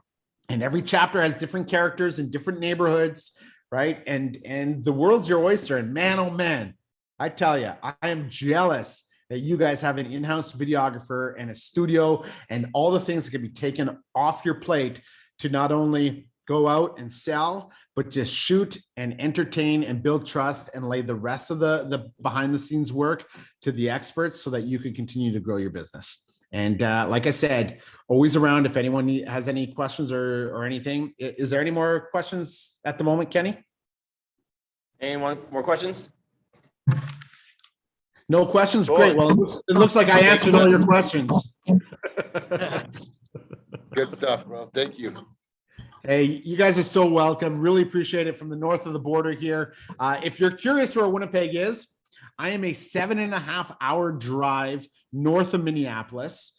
I'm a 23-hour drive west of Toronto, and I'm a 34-hour drive east of Vancouver. So I'm really in this the Bermuda Triangle of the prairies. Right? Like don't say to me, hey, yes, I got a buddy in Vancouver. Do you know Tony? Fuck no, I do not know Tony. All right, Jesse. Yeah, there, Jay. That's funny. That was good stuff, right? Right there. So I have a couple of things that I want to unpack from this really quick, you guys. So first things first, if you were to do this, and let's take Ernesto did the 30 tacos in 30 days, which was great stuff, great content. Do you think that holds him accountable every single day? Yeah. Yes. Do you think it requires you to take action every single day? Yeah. Right? I've told people this over and over again. You're building stuff, you're building something, and then you fell off. Yeah. And you got all these people like waiting, like, when's that next show coming?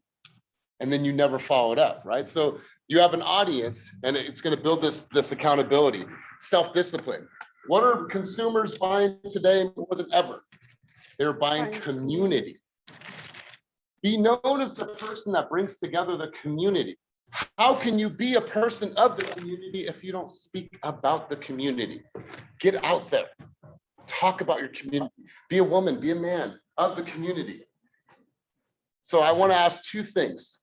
What are your ideas? I'm sure that you guys got sparked with some ideas. Some thoughts are brewing. 30 days of tacos, 30 days of this, 30 days of schools. I don't know what it is, but I want to hear them. And then I want to follow this up with something more important. What are you committed to creating over the next 30 days in your business? What's that commitment look like? I want you guys to leave here. This is all good information, but what am I committed to creating in my business? I'll tell you what's right around the corner? Christmas. Christmas is right around the corner. So if I can make an impact now, 30 days, all make a commitment, what's your holiday season gonna look like? So let's hear your ideas first off. Who's got some ideas? I mean, shout out Ernesto, right? Ernesto Dude, did bomb. 30 days, 30 tacos. It's a lot of tacos. Talk about it, bro. Like that's raw commitment, man. Please, why don't you come up here?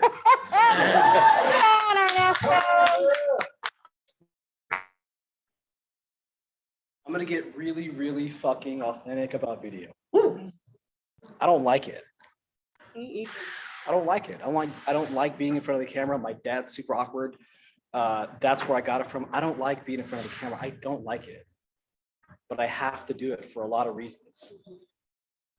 I would rather send someone a video of something that I've already explained than have to jump on buyer consults over and over again and find myself repeating myself over and over again. I can go on and on about the reasons why video is important. Like it's a better use of my time. And I used to feel like, well, what if people think I'm dumb? What if people don't like the way that I talk? I have a speech impediment. I used to stutter super bad. Sometimes it comes out and I've gotten better at it. Here's the point. I want to know who doesn't want to work with me. Like that's useful to me. And the more people watch my videos, the more they already know, like, and trust me. Vegans. The only people.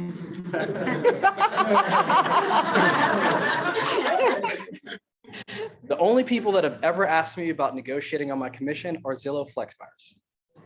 When people watch my videos and they're in my sphere, or I used to work with them 10 years ago, or I used to go to school with them literally 30 years ago. I haven't talked to these people in 30, 20 years. They watch my videos, they call me, they message me, hey, Ernesto, I'm ready to go now because I watch your videos and I trust you. So sometimes what's going to happen is you're just going to have a lapse of people that reach out to you. But this last week is a perfect example. First of all, the taco thing. I love to eat tacos. I'm not going to shy away from that. But it's not about that. The reason why I did the taco thing is because it's sponsored by the city of Concord. I want to get noticed by people that live in my community and hopefully win the award and be on a picture with the mayor. That's what I actually want. That's why I did the taco thing.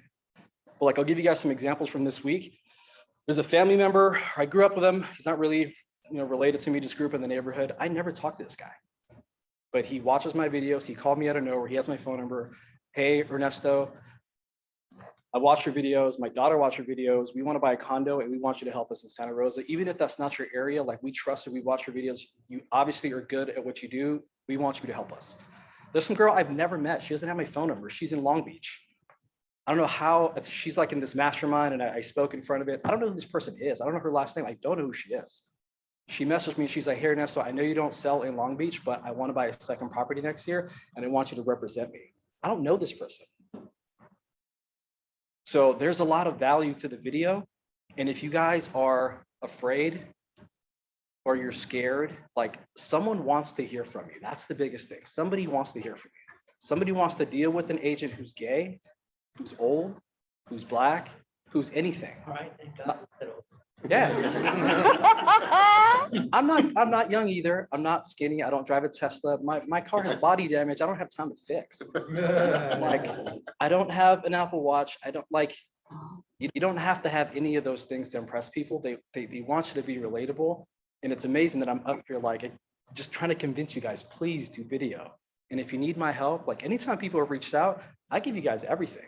Like I'm buying courses. I have a VA that edits my videos. I'll teach you where to find your VA. Like I'm a complete open book. Because first of all, if everybody in here created the same exact video, you all have different audiences. That works with Compass. And lastly, the reason why I love YouTube in particular, YouTube is a search engine. I was at a viewing on Sunday. We used to work with a guy, and a lot of us hadn't seen each other in literally 10 years. I haven't seen these people in super long. Two different people came up to me and they're like, hey man, I watched your video on Prop 19. I showed it to my mom. It was really good. Holy God. So on YouTube, so if you guys don't know the difference between hamster wheel and evergreen content, evergreen means it lives forever. If I did top 10 best places to take your kid to the park in Concord, California, 5 years later, they're gonna find it. If I record something funny or cute on TikTok today, next week, nobody can find it. If you only posted your video on Instagram and somebody's like, hey, do you have that video? Can you pull it up? How far do you have to scroll before you find that video? That's not an issue on YouTube. It lives forever. So I can totally relate to you guys. I know that it's scary. I know that it's uncomfortable, but everybody always says you got to get comfortable being uncomfortable. And video is one of those things where it's just super. So. Here, guys, some of your ideas. Hit us with it. And don't be shy. This is being recorded. Alex. 30 days to fixing your credit. Ooh, so it's like a tip a day? Yeah, tip a day, financial type of thing. I don't know. Cool. Will you be ready by November 1st?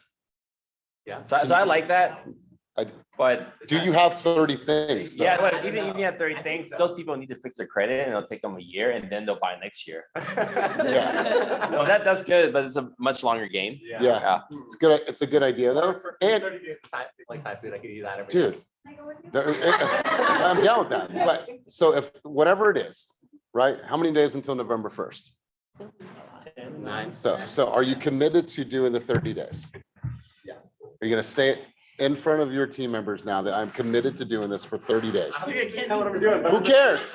We're gonna figure that shit out. Committed to 30 days. Yes. Love this. Any other ideas? It's like, damn it. Dude. Santa Ramon. And you gotta win. November 1st. 30 days. I'm committed. I can clear that shit right here. Yes. You could buy tail end, start interviewing some park rangers at the end of it, right? Is there 30 parks there? I don't know. There's a ton. Santa Ramon and Danville. There's some nice parks. That's a whole playlist. Splash pads, everything. Who else? You guys want to hear? Misty Matthews. Of East County living. So I live in Brentwood, but I've lived like almost in every city. And I recently had a listing and everybody's coming from like San Jose, Fremont, Livermore. Everyone has questions. So I'm even gonna go to a couple of like Asian grocery stores, Indian grocery stores, and just kind of post it and say this is East County living. Starting November 1st. Committed. Wait, one more time. I didn't hear you. Yes, yes. Love it. Who else? You guys ideas? Commitments. Let's hear it. Ernesto. Just one more thing. If you struggle coming up with like, what should I make a video about? Think about who the video is for. So if Kevin wants to focus on families relocating to San Ramon, then parks, schools, weekend activities, family-friendly restaurants, like who is this video for? That'll, I think, help. So if someone relocating from Brentwood, you're not familiar with Brentwood, okay, I'm gonna teach you what it's like to live in Brentwood. That's right. Someone want to reach out to you, but think about buying for someone in Brentwood. Totally. And my thoughts were like, so I have a family too, and I have teenagers, but then me and my husband, we go out for drinks, we do dinner, like, we do all these different things that it's just my normal everyday life that I could just take a quick video of from Walnut Creek, Concord, Pleasant. And we went to this Peruvian restaurant here in Concord. We passed by it a million times. We went to, it's like, oh my God, it's amazing. It's just little mom and pop. So things that I do every day that I just need to. You just get like a little tripod. I mean, you don't hold a tripod. That way it's a little more ease. You talk to your husband about the restaurant and just call it a day. Easy. You guys have all seen on YouTube the guy that goes up to the people and say, what do you do for a living? They're driving these cars, right? What do you do for a living? Why not do the Passionate People podcast? Hey, I just want to come up to you and see what you're passionate about.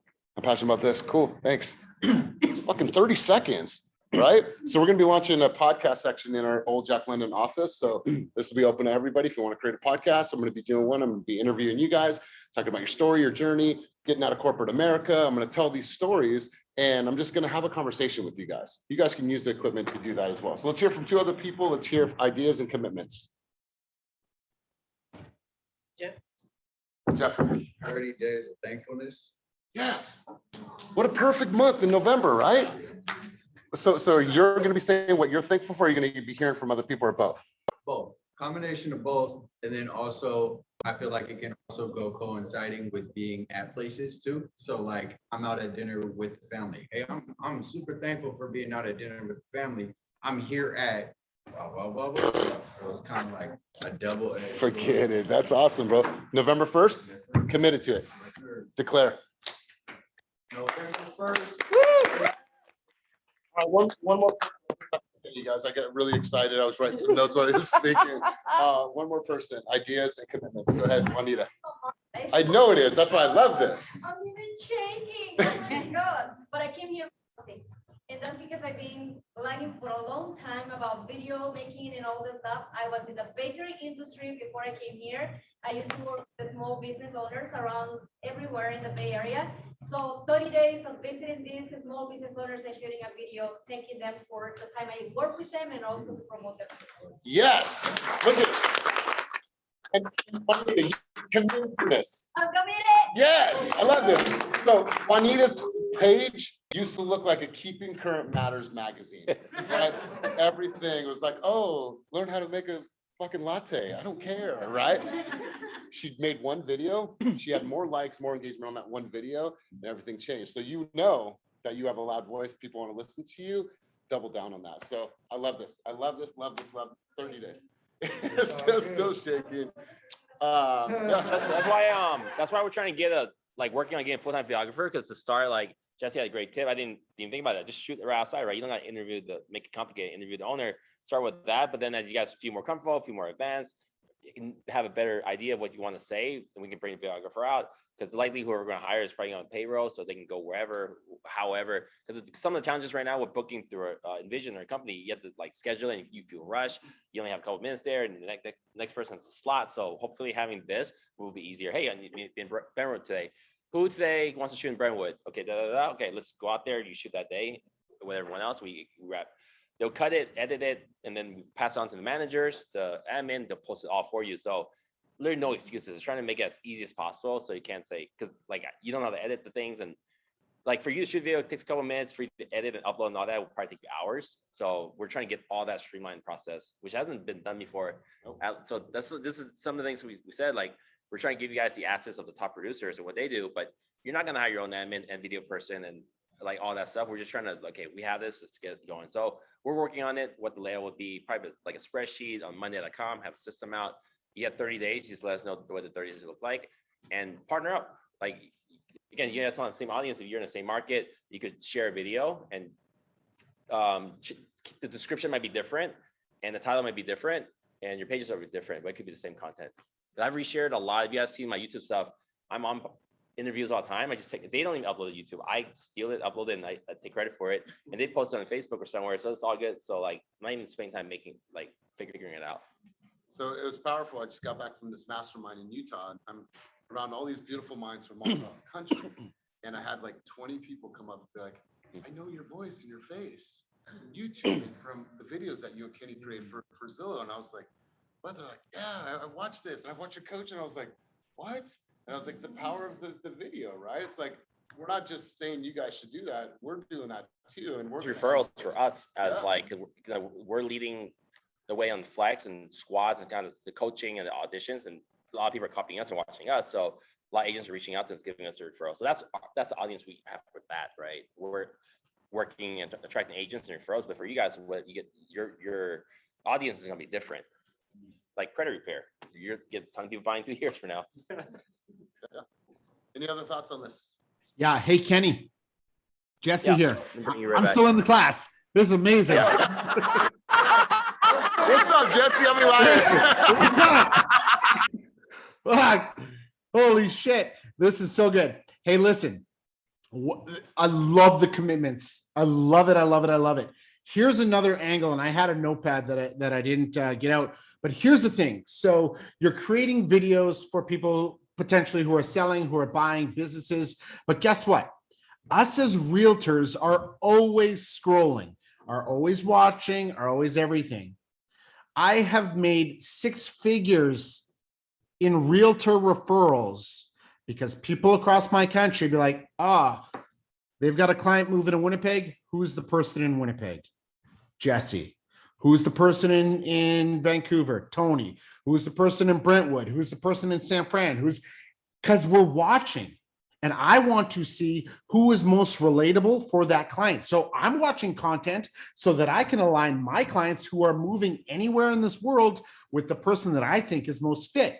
And the only way we're going to know that is if we can see each other. We're not always going to be at conferences together, but we can follow our journeys when we're posting these videos online. You are also doing it to get referrals and to give referrals. Also keep that in mind. That's an additional stream of income you may not have thought about, which I think fits into every single model. See ya. I got to go get my kids now. The bus arrived. Thanks for having me out.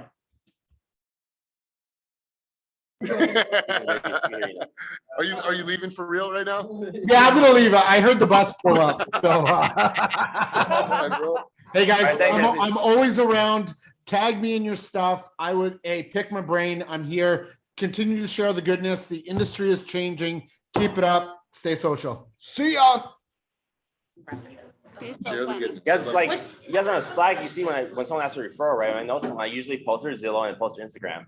So because then I need to validate that they do enough sales and they're a cool person. So I rather than just give you a name and phone number, okay, who's this? Which many of you do, so just giving you a tip. If you really want your friend to get the business, give a little more. What's the name? You're adding friction. Who's this person?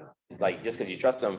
But I'm giving you the Instagram to check. Okay, seems cool. Like someone asked me for someone pretty high end. I sent this like Hispanic Houston, Texas realtor that crushed Lily Moore. I don't know why. The one thing in Houston, I have a my downline is in Houston, but they wanted $4 million buyer. I was like, okay, then I got to find the right person. I sort through everything. I was like, okay, that's the person I keep seeing on my feed. So this random person I've never talked to, Lily Moore. So we want a referral. You're watching this, she might do $100,000 commission because I saw her and I passed it on to someone else through Instagram. That was this week's a couple days ago. How many referrals? Sorry. I was just gonna say, another thing to keep in mind, I know a lot of you guys have signed up for your videos for High Note last week. We're gonna talk about that, but High Note is another tool that you can use for referrals as well. And I say that in the sense that when you build out a presentation, if you're doing like what it's like to live in East Contra Costa County, you have market reports, buyer consultations, whatever. You put all that in a High Note presentation, and when you're out at these events or when you're online and somebody's looking for an agent that has a specialty in this city or knows this city well, just shoot it over to them because they can send that out to the clients or potential buyers like, oh, this agent really kind of knows what they're talking about. They can see a glimpse of you in action or whatever it is. But when we have training later this month, possibly next month, just keep that in mind, especially as you guys are thinking about ideas about your city. Start in your own backyard. You know what I mean? Yeah, like your buyer's presentation, Kevin, I know you have yours already built out, but once you have this video series that you will link to it, right? So someone looking in the area, oh, you're in San Ramon, you might even have a custom deck for San Ramon. I mean, this is advanced, right? Oh, you have a custom deck with San Ramon stuff in it, and you have, because Mark Choi had a deck for condo buyers, and you have one for single family buyers, and every city, you're the expert there. You just have multiple decks of that. Well, then you could do your High Note recap of the last 30 days. It's like the restaurants, area information, who's who, where to go, top restaurants, and then here, click the link. It's in my bio for everything I created last month, and continue doing that on and on. But Kenny, yeah, like our recruiting deck changed a lot over time. Now, top first four things on it. One is a link to live videos.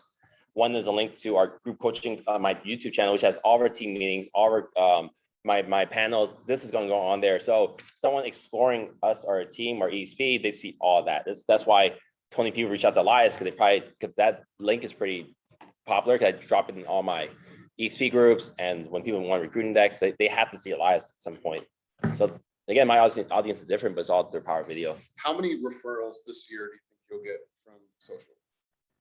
I have a spreadsheet. I don't know, probably like 40, 50. I saw the track. You mean he's already, I think we're already at like. I can pull it up a little bit. Yeah. I mean, but if you didn't see Kenny and he wasn't on Instagram, like when he didn't have internet, I put that on Slack, like Kenny's okay. Like, he didn't post on social today, but if you didn't see Kenny all the time, why would you send him anything? Right? If I don't see you and you're not front of mind, it's on me. right? Particular activate.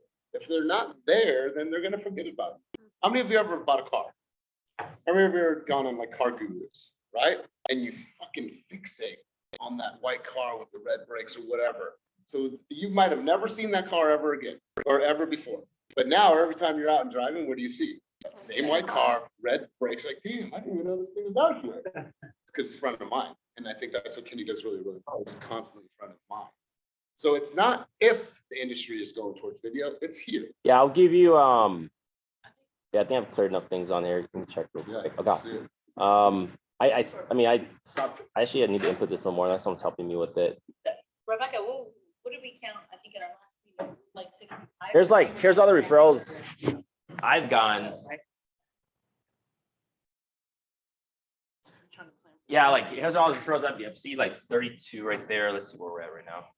32, 100, 70, right? So 70 people. So I've gotten, there's some gaps in there, probably. So I've gotten at least 65 referrals since January. And where did I get them? Lenders, agents, and most of these people follow me through social media. So through this list, roughly $68 million in referrals. This is incoming referrals. This isn't out, and I just pass them on to the team. So I don't post on Facebook. You guys know me. I don't post anything on Facebook. I don't post on my wall on Instagram. All this is through just like conferences and Instagram stories.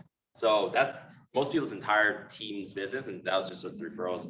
And I think you hear Alex is like, wait a minute. 1.2 Sacramento. He's like Julie's East Bay. I didn't know what that was. Well, so my lender gives me referrals and didn't tell me where they're at. They just gives me price, but that's probably East Bay. But just give you an example, like, so I've gotten like 70 referrals this year through, not actually doing any extra work, like, because I just post what I post and it reaches a larger audience. All right, let's go Q&A. Quiet. Questions, thoughts? For the YouTube content, if you've already recorded it, you know how Instagram wants you to post this way, YouTube wants you to post. Yeah.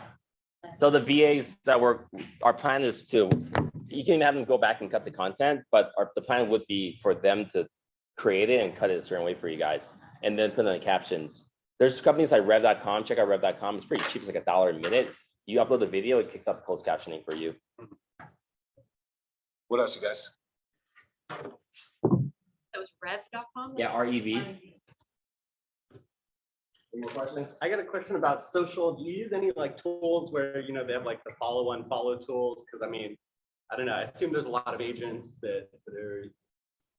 I've seen those tools work before. I used them like many years ago. Yeah. It stopped working. I don't know what it is. Now they do those weird Where ones. you get DM'd from a random Yeah. person trying to promote another page. Yeah. Yeah. Right. I ignore most of them, but when it's real estate, sometimes I'll look at it. But I'm just wondering if that's worth to try to grow the amount of people that are seeing my. I mean, it's not recommended, but it's effective. Like I'll show you my inbox.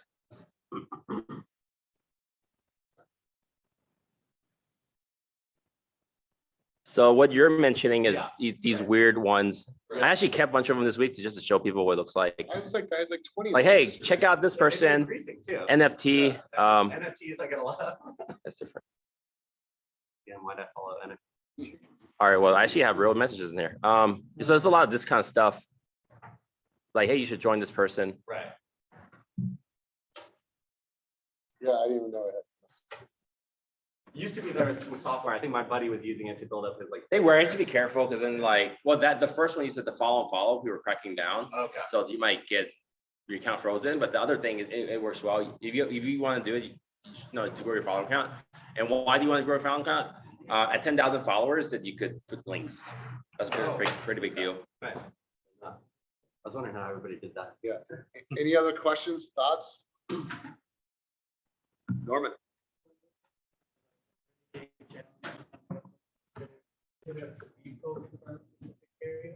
It's, I mean, because he was talking in the context of like a geo farm. It's like a. You guys know what geo farming? Means geofarm? Farming or You know, like farming, you send postcards to your area, they see you, they know you, they trust you, and they might work with you. Geofarming is just creating digital assets, like all the stuff in Concord. You start filming it, and people see, okay, that's a Concord person. So it's a digital version of staying on top of mind through content. So I would recommend staying in a local area, so you're not driving all over the bay trying to shoot 30 days of content. Seems like a lot. I mean, and this 30-day thing is amazing. I didn't know where Jess was going with it, but don't get freaked out. You could just literally do one a week, like just do something. Again, we have videographers we're working on where you just go out, you just have, and then the point today was to get some conversations started on ideas. So the 30 days is a big commitment. It could be as simple as, best restaurant on this street. You could even, like, if you guys are in the same street or in the same area, you could shoot a different restaurant in the same neighborhood, like just different ways to do it. So don't feel like you're stuck, having such large commitment. Another piece of content we're working on too is, evergreen content. What's FHA financing? What's conventional? What's a 1031? And then where we're trying to, if you guys don't know, I'm buying a house. I don't know what I'm doing with the house now. The Fast House in Fruitvale, and we're closing escrow in 2 weeks because last year was a great idea. Now I have a house. So I'm gonna check out this house with nice furniture and everything, and then every room will be different. And then you guys can go there if you guys are local to shoot your regular real estate content that doesn't look like you're in a real estate office. So I'm gonna make the house very nice, kind of Airbnb-ish, and you guys shoot your content there. So you need a crash. Yeah, you need a crash pad actually. So then that's where you can shoot a bunch of evergreen content. Why don't, like how we did the buyer intro videos from High Note? Why don't everyone today, we can do, I don't know, 20 people come in half-hour block, 15, 20-minute blocks, and we just all talk about financing. And then whoever comes in, you can listen to what people are saying, that you shoot yours, and that's it, move on. One day we'll do, I don't know, 1031. Another day we could do investment properties, whatever you want to talk about. We just come and shoot, or just, you can just call off and talk about anything at all too. And if you're bilingual, I'd be making different videos in Spanish and or whatever your second language or your other languages. I would be making multiple videos. That's on tap market too. A lot of people are really way on tap. Go ahead, KJ. This is part of it, the side. You guys are like in an avalanche of access and different things, not just here. Is there going to be eventually like a place where we can actually go to and like videos start with this person or marketing? You know what I mean? It's just because there's so much stuff, and yeah, we're working on our website right now. It's being worked on for 8 months now. We actually have a call with the designer today to get that, and then phase 2 of that is an intranet. You guys want to check out? Let me show you. Well, let me show you what the end product might look like. yeah, I mean, there's so much stuff that 100%. I couldn't agree more. So a couple of things that's coming too. Full-time dedicated trainer that's going to be able to break down all curriculum. So that's going to be evergreen. Those are going to be ongoing, in person, on Zoom, and different content. So every single month there's going to be training live, and that's a new addition that's coming. We're going to announce that person on November. So this is a website. They crushed it. They like $1 billion in sales in Denver, Colorado. They're one of the greatest marketing I've seen. So this is like what we're working towards on their phase 2 of the website. Is to have an intranet. Intranet means internal internet that only you can access through your email. And we're trying to create something like this where it shows. We're not trying. Well, we're working on it to create something like this where everything you need is in one place. Giving you example, listing marketing, testimonial, staff, events, this. So open a bunch of stuff. So there's marketing class you can pop in. We use money.com for that. How to set up your surveys, and then this could link to like Mighty Networks. It could link to your Sisu login. It could link to everything. And then we don't all have to keep putting them. Yeah, so we're working on it. Because that is one of the things. Well, as we have so many things, it's hard to explain. Do you want to show ours? Oh, where's the link? I don't know. No, I don't think we Real have quick it. while we get the link, we have a special guest in the room today. We have a partnership with a real estate school, and twice a month we do a presentation to share with them, what's going to be like in our environment, who we are, and answer any questions. Well, Zach hopped on the call at 1 o'clock. I'm like, "What's up, Zach? How are you?" He was in the room. I'm like, "Where are you dialing in from?" He's like, "Concord." I was like, "Forget this meeting, bro. Just come here." So can we give him a giant, fast real estate welcome? So you guys, before you head out, if you have a couple minutes, we'd love for you just to go up to Zach, introduce yourself, and tell him how long you've been on the team. And Zach will work our way over to you, brother. But thank you for coming over and walking over here or driving over here. But he was here quick. I was like, let's end this call. So, any other questions? Any other thoughts? Anyone want to share? I just had a quick question. So with the 30 days, did you say it's important that like it's all like with our face, or can we mix it up where some of it's like we're narrating? I think anything looks like So anything, man. Do a combination of your page. Should it be on your As your wall? YouTube, people find it. both. All right. Both. You can do it on your wall and your story. So let's hear from 5 people. Key takeaways from today. Let's go over to Mr. Appointment Center. Mr. Appointment Center, key takeaways from today.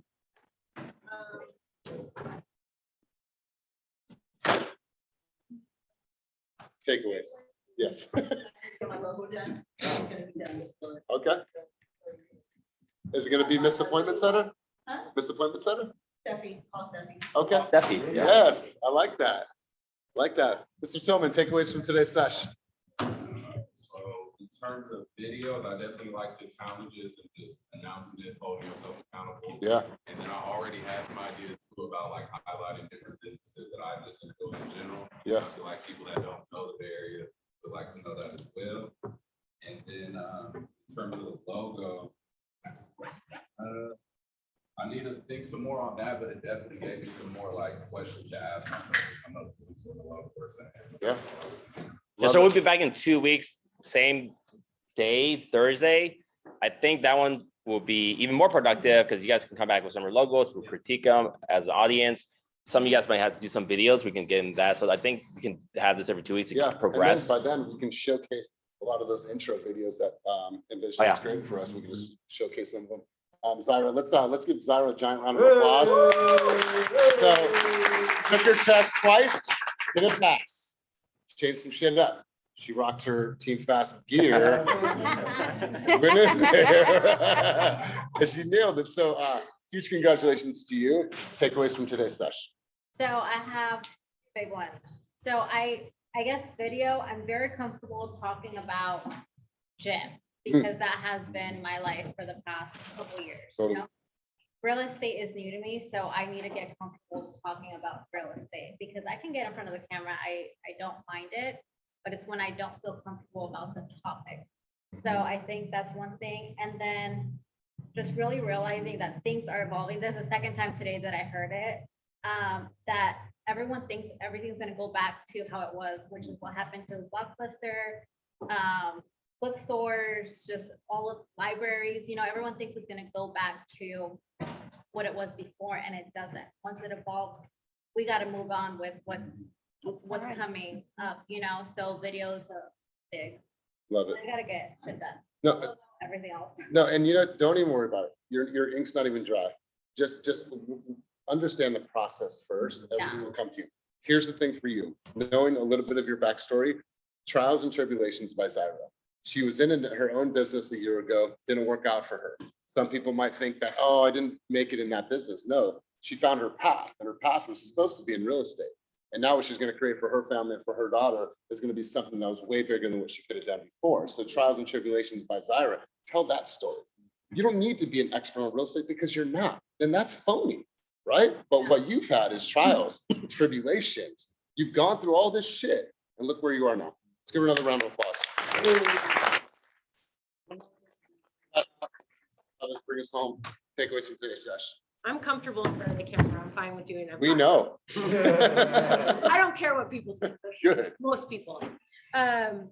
So just dialing it in. I love the 30 days thing. I'm going to do that for sure. Just highlight Brentwood. Yes. Stay focused, just locally owned businesses in Brentwood with my family and stuff because it's a family town. And I know a million moms. So, and then definitely you guys helped me with the logo. Obviously I was like a lot on here for the logo. It's dope. And I think I actually found the one I liked the best. So cool. Yeah. I love it. Love it. And we guys are shooting the videos, you know, keep them on your phone, but maybe upload them to Google Drive. You guys have free Google Drive, a couple gigabytes because of your fast agents email. If you have your own Dropbox, great. That's great too. Then you can share the access and we'll get that step going. Yep. So you guys, hopefully I see all of you at group coaching tomorrow. I have tons of stuff that I took away from our mastermind leadership session we ran. So I'm going to fill you guys' cup because mine is totally full. If you guys have a couple of minutes, I'd love for somebody to go up and just have a quick conversation with Zach while he's here. So he hears it from you guys, not just Kenny and I. But Let's thank Kenny for putting this on today. Thank you. Thank you.